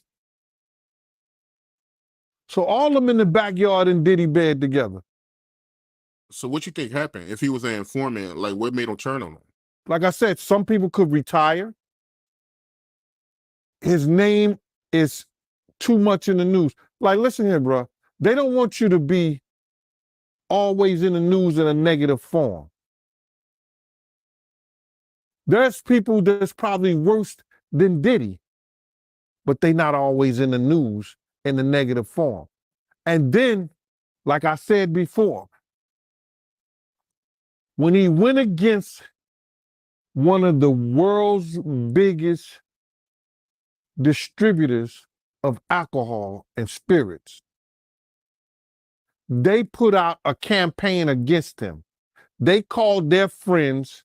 They made him look real bad in the media. And a lot of that shit didn't go away, bro. It just compiled. And now with Cassie with her stuff, that Jonathan Odie, Lil Rob, and the 4 other people that filed cases. I think he got like 3 to 4 other cases that's filed against him that they trying to work out instead of going into court. How you feel about the news that broke that Diddy, he gave up the rest of his shares in Revolt? Listen, he has to do that because no company wants to do business with somebody who is being accused, have allegations against them for sexual misconduct and deviant behavior. Nobody wants to do business with that. All the shareholders, it ain't nothing that he's giving up. They like, yo, listen, give me that. They said, they did a Diddy. Take that. You understand? They're going to take that from him. The shareholders is going to say, yo, listen to me. We all going to pull out. No Diddy. But we all going to pull out our shares and everything if you don't give up what you have in the company. Did you see that video that went viral of Diddy pacing around the airport after his houses got raided? I seen that video. And I seen that look in his face before. I seen that look in his face. You understand? When he was with the same gang and Mike Owens, aka Mike Cock, everybody could tell him, D. Ferg did a collection for him because he didn't know how he was going to pay his rent, and he didn't know how he was going to pay his rent, child support, and his car note, because he had one of those drop top cabarets, Volkswagens. So Mike gave $5,000. I wasn't giving him nothing. I'm just telling you right now. D was just collecting money for niggas. You know what I'm saying? Yo, man, we got to make sure because he want to kill himself. He going to kill himself. Diddy had that pace and he had that look in his face that he know something may be wrong or they may have something on him. Because they took things out of there. We may not have seen what they took, but they had bags and boxes of stuff that they took out of there. So he knows, he's getting a play-by-play of what's going on. And even back then, doing that City College, when he was fired from Uptown Records, he was making statements about doing himself. He had that same look in his face. Yeah, he looked worried, man. I'm not gonna lie, for a split second, man, I felt bad for him. For a split second, but yeah. Like everybody, I get all kind of hate mail, IGs talking about that I'm trying to take a black man down. No, no, no, no. I went through every step you supposed to go through when you got a problem, you got a situation, you got an issue with a man. You understand? I get in contact with him. Went mutual friends. Let's sit down and talk. What you did to Wolf's mother wasn't right, bro. You don't talk to her like that. If Wolf was alive, he'd take your head off. You understand? Try to talk to him. People, when they start getting in this power, certain positions, have certain amount of money, they don't look back. Some of them don't look back and don't think they have to come back to the people that helped them get to those positions. You understand? I don't care what nobody say. You understand? If somebody helps you and use their ability and their talents to help you get in position and get to certain places and do certain things, you come back. And you make sure things is all right. You don't disrespect people's mothers. You don't disrespect your friends that took their money to make sure you was all right when you was wrong, when you was messed up. You don't do that, brother. So by him doing the things that he did and taking the avenue that he took, he's suffering the consequence, and I don't feel bad for him at all. Because people was trying to talk to him. People was trying to tell him. You couldn't pull him by the coat and let him know anything. You understand? They messed up the game, brother.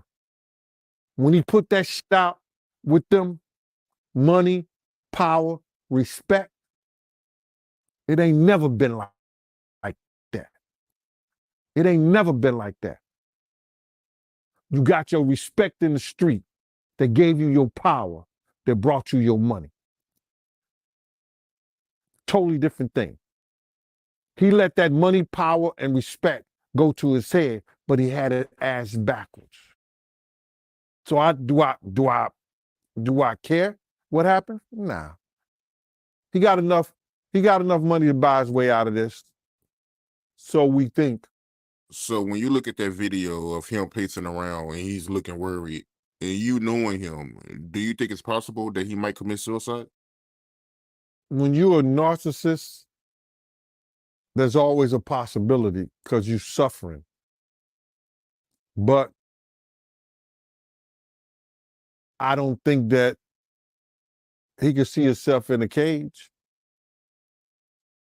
I don't think he could see himself behind those bars in those type of situations. It's too many real dudes that dislike him. But then again, there's a lot of real dudes that need help. And him being behind bars, he could probably help them. Right. When you look at everything that Diddy going through right now, do you think it's karma? Well, my personal opinion, I know what karma is. And karma is a spiritual realm. And in that spiritual realm of karma, it may not come back to you. It may come back to somebody in your family in that same spiritual realm of as you are. It could come back to your kids, your auntie, your uncle, your mama, your daddy, your grandma. It doesn't necessarily have to come back to you. Now, what has happened is his own narcissism, his own self he began to believe his own evil will never get touched. And that brought on some other things that people who were probably spiritually stronger than him, people that had people praying for them, caused this whole to blow up in his face on him. Now, bruh, as I could be wrong, I could be right. I don't know. But I think Lil Rob come from a whole spiritual background. His family is a whole, like, none but Christian, and he was into the church before he got with Diddy. So I know his mama, his grandmama, they them prayer warriors then got on them, got on their knees. They didn't they didn't bless the crosses and everything. And they put some stuff on Diddy to get their son up out of that stuff. And you could call it karma. You could call it what? Revenge or whatever. But Lil Rob and them, I believe, because he come from that spiritual background and stuff like that, they getting at him. Them folks is getting at him. Them prayer warriors is getting on top of him. And it brought it right back to him. So if that's what you call his karma, he got it. But karma don't always have to come back to the person that does the evil. When in a sense, you got to look at this. If karma was supposed to come back to him, he left his kids out there to deal with the authorities. Because you can't believe me that he didn't know this was coming. He had to know this was coming. To be out like he was out, because it's could be seen it's allegedly that he took some kid back, 19-year-old boy, back to Antigua. I don't know how true it is, but there's stuff going back that his plane land, I think that's the Caribbean islands in Antigua, and he took some 19-year-old boy back home. Who does that? And for what reason? Or was he flying over the ocean dumping shit? Yeah, I mean, it's possible, man. It makes sense. And, you know, Cassie, her lawyer came out making a comment saying that, you know, they don't have no issue helping the feds. You think it's possible that Cassie will help the feds take down Diddy? What you think about that? She gonna have to. Because she made statements. So then they will subpoena her. If you don't go to court after you being subpoenaed, they can lock you up for the life of the trial. Or she could become a non-compliant witness, whereas that a hostile witness, where she say, I revoke my constitutional right and don't say nothing. I invoke my constitutional right, you know what I'm saying, and don't say nothing. She could do that. But she has to answer the subpoena. And I don't think she's going to sit down and go to court or go to jail for Diddy. You understand? If she is subpoenaed to come in there and speak on what happened to her, I believe she would do it. So Cassie, yeah. Even if they call me about the abuse with Kim, they say, yo, Gene, did you see him beat Kim? I said, on that particular case, no. Have I seen him rough Kim up and use the pillow? They you know, he liked to play fight and be hurting the girls while he play fight. Have I seen him do that? Yeah, I've seen him done that. You understand? And I've asked him, you all right, you good? Y'all good? And she just look and stuff, he'll stop. You know what I'm saying? Because I was like a big uncle one time. So now, when he get to the hospital, his right wrist is ripped open. So, Mr. Dill, when you got to the hospital, what happened? Well, I seen his wrist ripped up. I would testify that I seen his wrist wrapped up in a t-shirt, and he said it right there in front of Kim. You know what I'm saying? That, yo, you could have killed him because she hit an artery. You understand? And I would tell how I saw how Kim looked, and I would testify to everything if I was told to. You know, if I was brought in to testify against that. You understand? I'm not gonna sit there and wait in jail For him, nah, I wouldn't do that. So you don't have no problem testifying? I have no problem sitting in the court of law, doing my due diligence, and testifying on stuff that I already spoke of on the internet. When I talked about him abusing Kim and she had to cut his wrist to get him off of him, I would tell what I saw when I went to the hospital. I have no problem. I don't care what nobody say. I don't care what nobody think. If I've already said it on the internet, if I've already said it on different platforms and programs, why wouldn't I? I have no problem with saying the relationship with him and Keefe D.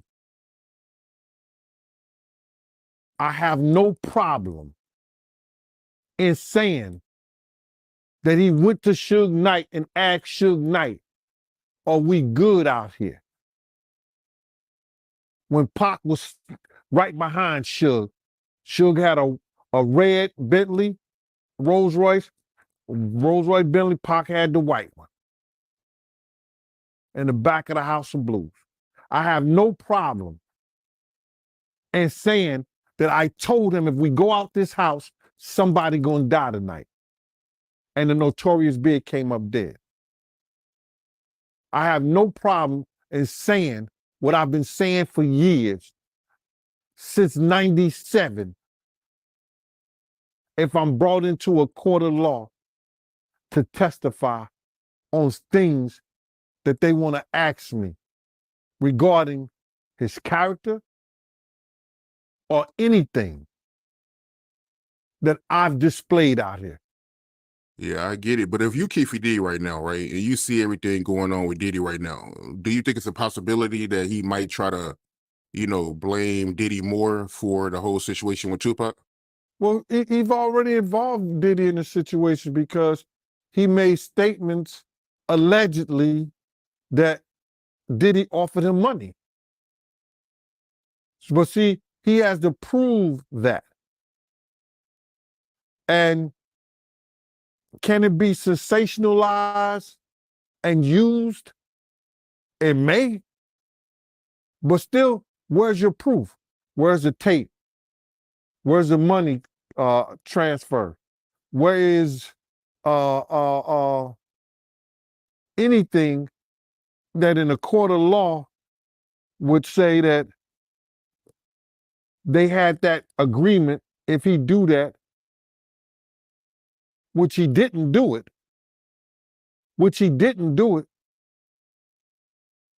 because there's no way if he had done that, Suge Knight still would have been his friend. Suge Knight would have still had conversations and been in the same room with him. I don't believe that. That's what people don't see. You understand?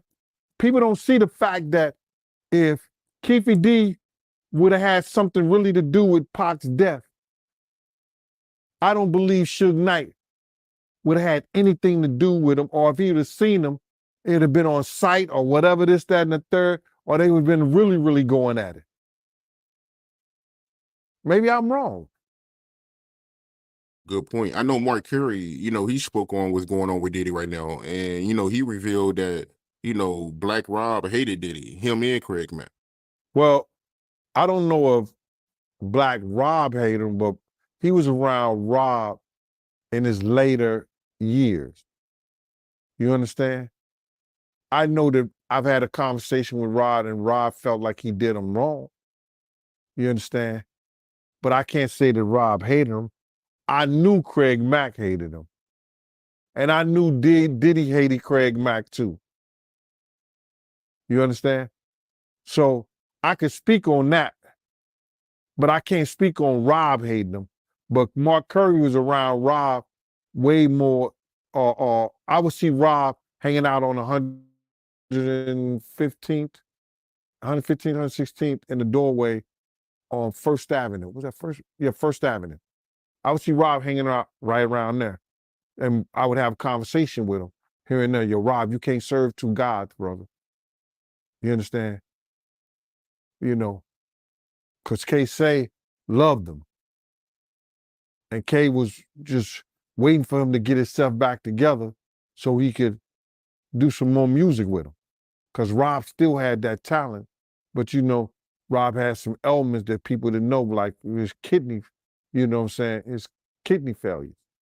So, but Craig Mack, during the time we was on tour, and I knew Craig Mack wasn't coming back because Puff told Craig Mack, if you don't get rid of your fucking manager, I'm not fucking with you ever again. Now he got on programs and said, like, you see on one program, yo, we gonna come out with the new Mac album in January, and Craig Mack looked at him like that. Like, you out your mind. And plus, Craig Mack was finna sign with Death Row. That was gonna be Death Row first artist on the Death Row East team. So Craig Mack hated him, and he hated Craig Mack. Did you hear about the latest news with Homeland Security about how they removed a whole lot of electronics from Diddy House? You heard about that? Bruh, they rich. They're gonna have a lot of electronics. They're gonna have a lot of laptops. They're gonna have a lot of computer stuff around there. A lot of times, people gotta be smart. You cannot hide anything on no laptop. So if they was that dumb to put any videos or anything on any of those type of electronics, you understand, it's gonna come to the forefront. Now, what they're looking for, because it was going on the premises of sex trafficking, they're looking for pictures of girls that may appear to be underage in a sexual context. Like they in a sexual act. That's what they're looking for. So now they're gonna go through all those devices.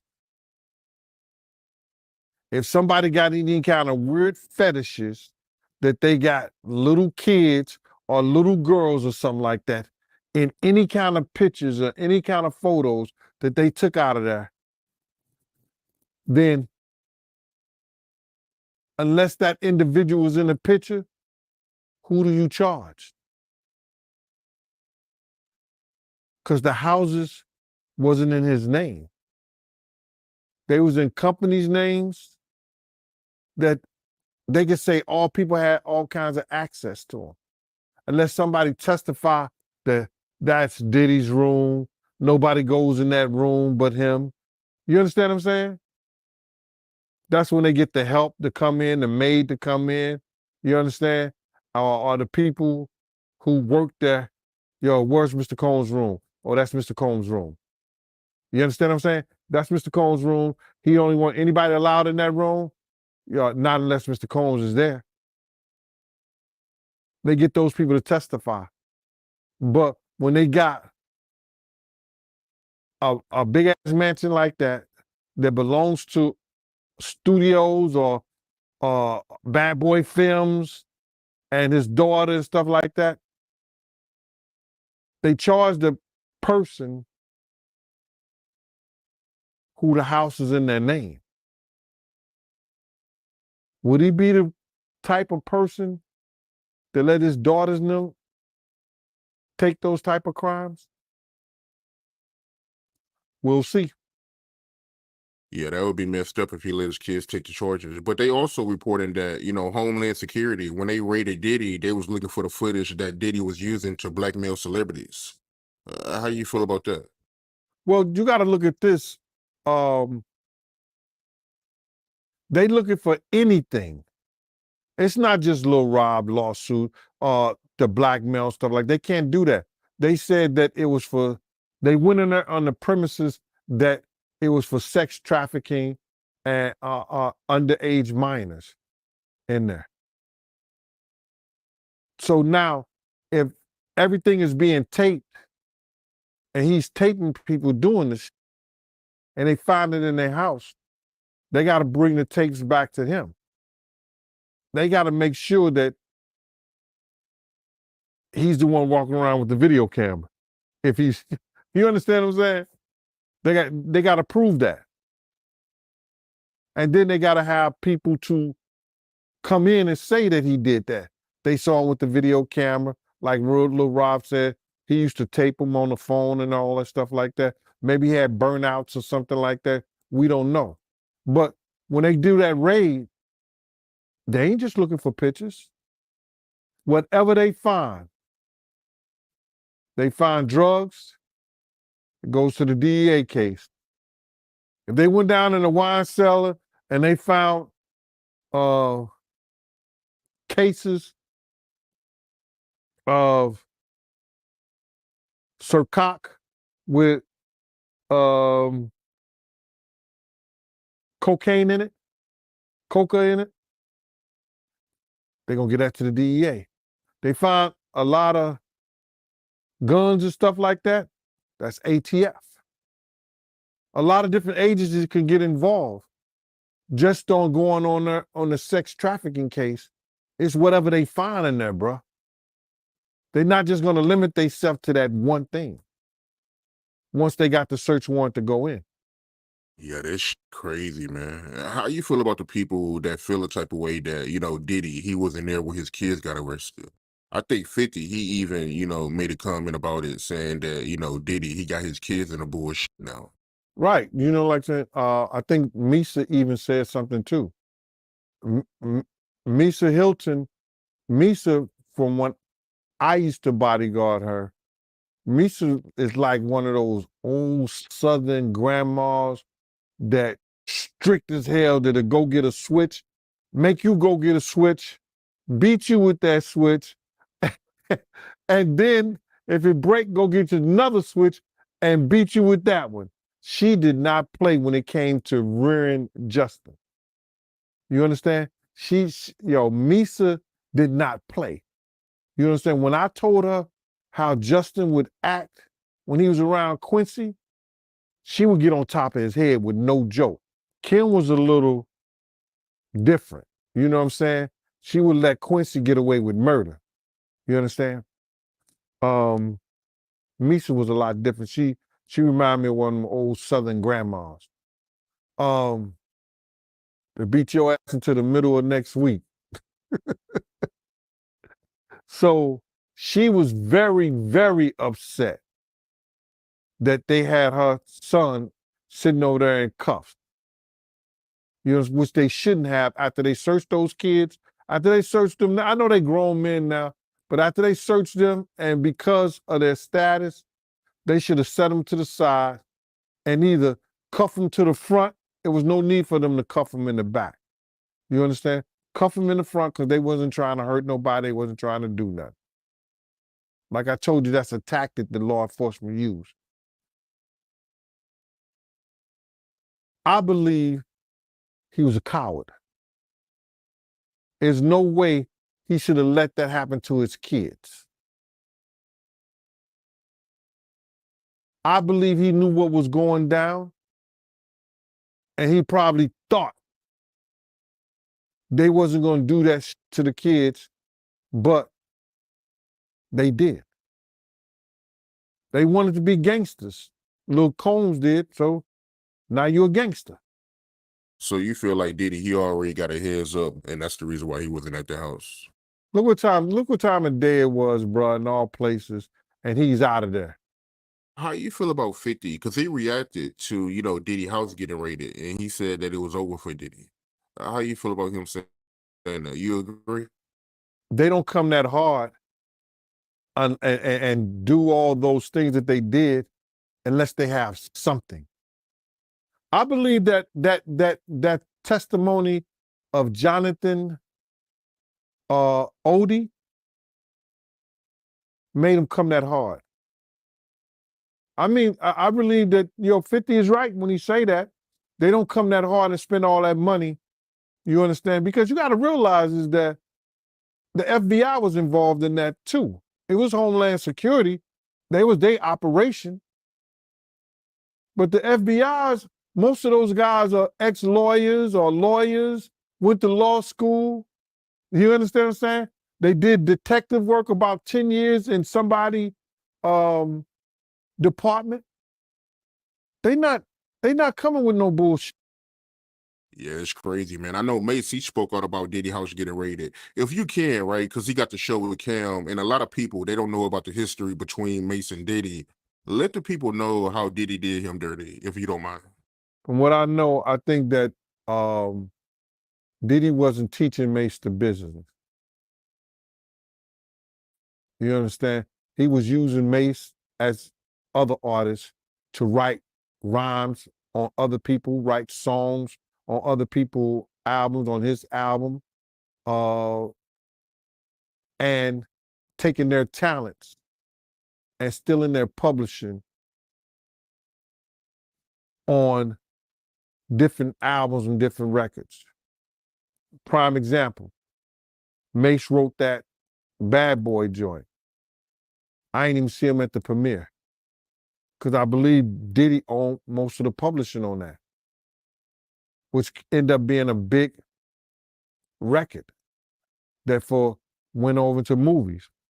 I think Mace was upset the fact that when he learned the business, he saw how Diddy had robbed him.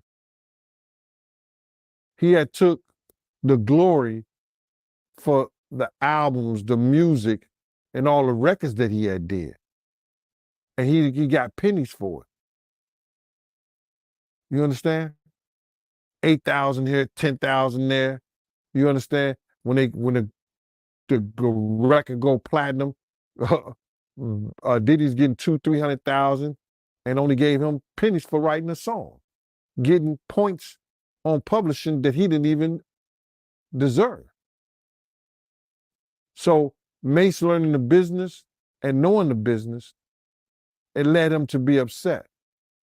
Diddy was teaching him wrong. Like Diddy was teaching him not to even speak to people, brother. You understand what I'm saying?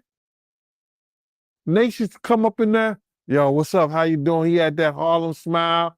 You know what I mean? Like he happy, he's shining.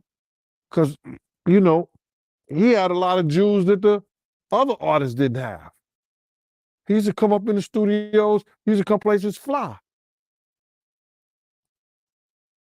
Did he tell him, yo, you ain't gonna never be famous because you always speaking to people. Let them speak to you.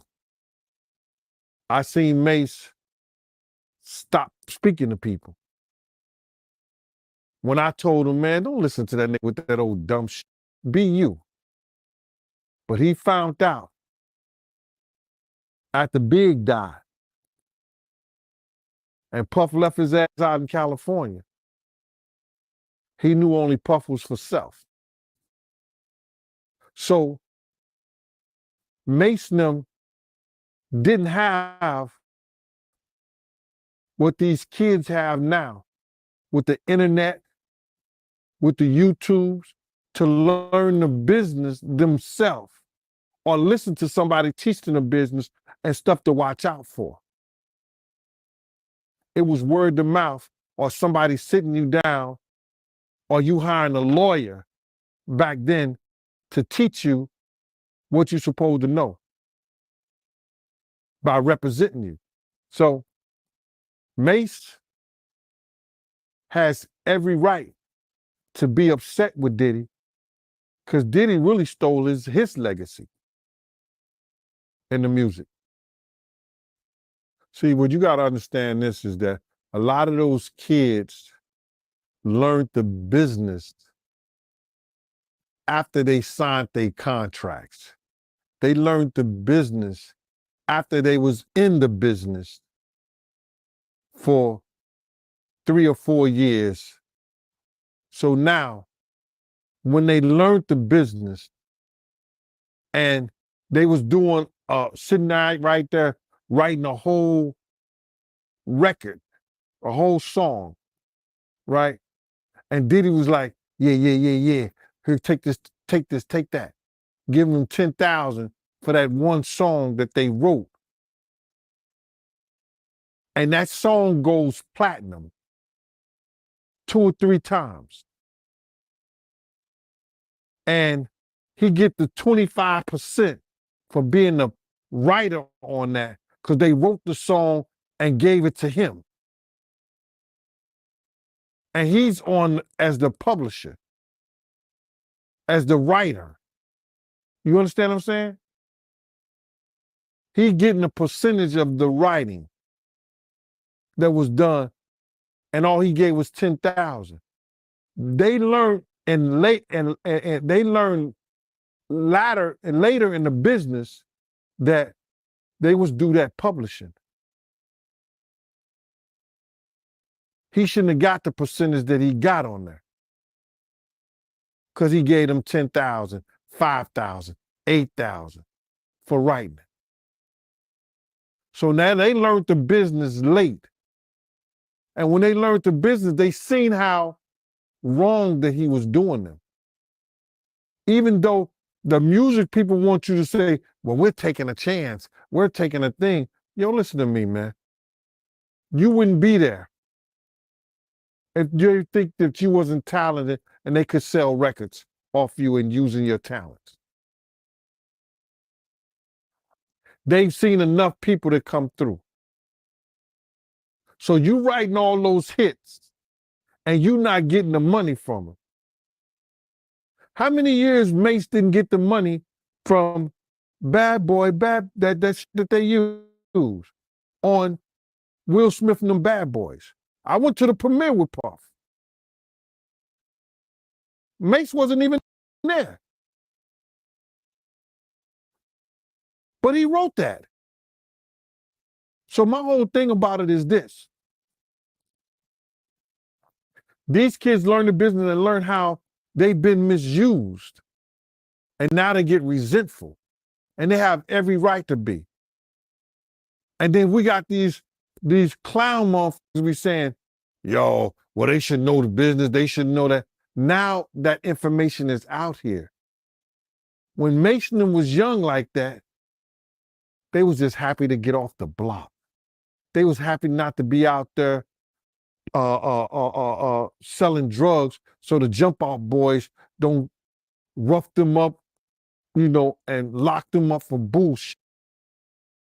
They was happy to get that money to buy their jewels and do what they needed to do, and they didn't have to be on the block. And they had people like Andre Arell, Diddy, Russell Simmons, them that was working for the big companies that was taking and using those kids for their own self. Unfortunate, man. But I mean, Mace, he doing this thing now, though. He just signed a big deal with Cam, so shout out to Mace, man. And I know Cam, he made a comment about Diddy House getting rated, and he pointed out that they rated Diddy House on the anniversary of Life After Death. You think it's anything to that? Man, let me tell you something. If y'all don't think that law enforcement agencies know things like that, and they plan shit like that, so it could go down in history like that, y'all playing them short. This just so happened to be on the anniversary. They planned that, bruh. I don't think there's nothing spiritual about it. I hear people talking about Sloan, some lady named Sloan Bello was talking about that it'll happen during that time or whatever like that. Or she predicted that Diddy would go down during that time. Law enforcement be knowing all that shit, bro. They got a whole team that sit up and just watch the internet. These motherfuckers get paid, they agents, they get paid to watch the internet, to watch you, to watch me. So they know that shit. I don't think there's nothing spiritual about it. I just think that they were being funny. Let's do it on this day.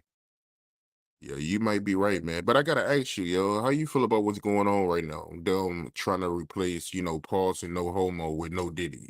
How you feel about that, yo? um, I think that that's some kids, and if that's what they want to do, bruh, I wouldn't give him that much satisfaction. You know what I'm saying? And saying no Diddy when you're saying something that relates to a homosexual vibe, or somebody saying something that's maybe seeing what they saying gay or homosexuals, like no Diddy. Nah, don't even. I I didn't do the no pause game. You understand? I'm definitely not gonna do the no Diddy game. Yeah, I feel you. But they also say that, the only reason why, Diddy was actually raided is because of five people. They said that it was four Jane Does and one John Doe who, was giving them information about, sex trafficking, domestic violence, and racketeering. So, I guess it was five people, behind the scenes giving them information about Diddy. So it's crazy, man. Several accusations regarding sex trafficking and drugs um, led to the raid, brother. The the civil the civil suit had criminal allegations in there. Like I said before, they looked at that, but people around Diddy was saying things that had authorities believe that he had this kind of power to do this. Young Miami, when she spoke to the girl Gina, do you remember this? She said, if I tell Diddy to tell you to eat my pussy, you'll be down there being a carpet muncher. She said that to the girl Gina, and you wouldn't have no problem with it.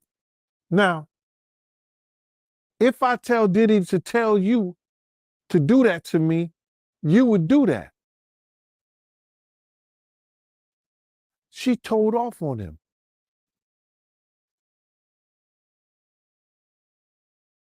That's something that's showing that he has some kind of power over people. Whatever he tell you to do to me, you would do it sexually. When she makes statements like that, that falls in the category of having that sex trafficking thing, that atmosphere for sex trafficking. If he tells you to do that. Cassie, Jonathan Obi, I was doing this to Cassie. When he said this 5 years before Cassie came out, bruh. He said this 5 years before Cassie come out. Nobody's 5 years. 3 to 5 years. I think 3 to 5 years when he got he shot up one of Trump's office or something like that. He came into the feds. He told the feds this whole story way before Cassie came out. We didn't even know he knew Cassie and Diddy.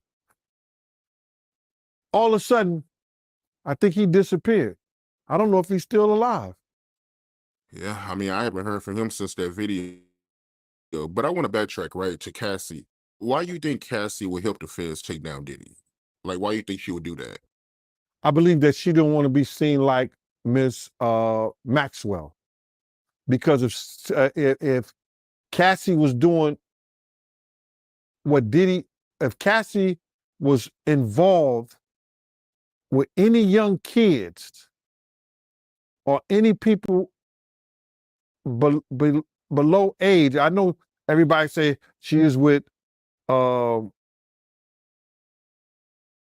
Diddy would get the males, make her wear white fingernails and all that stuff like that. But if she was ever engaged in young girls being in a sexual act, she still is guilty as he is.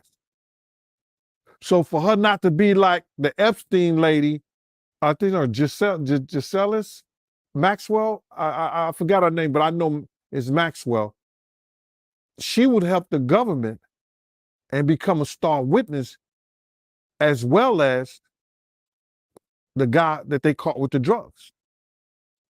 So she would have to help so they don't match her. If they got her any of those tapes or anything with people that appear to be underage and a young girl, you still are guilty. So now they might not bring charges against you if you're willing to help them. Damn. Good shit, man. Good shit. Anything else, yo? I want to plug my book, man. Oh, okay. Let the people know. Yo, listen. Okay, hold on.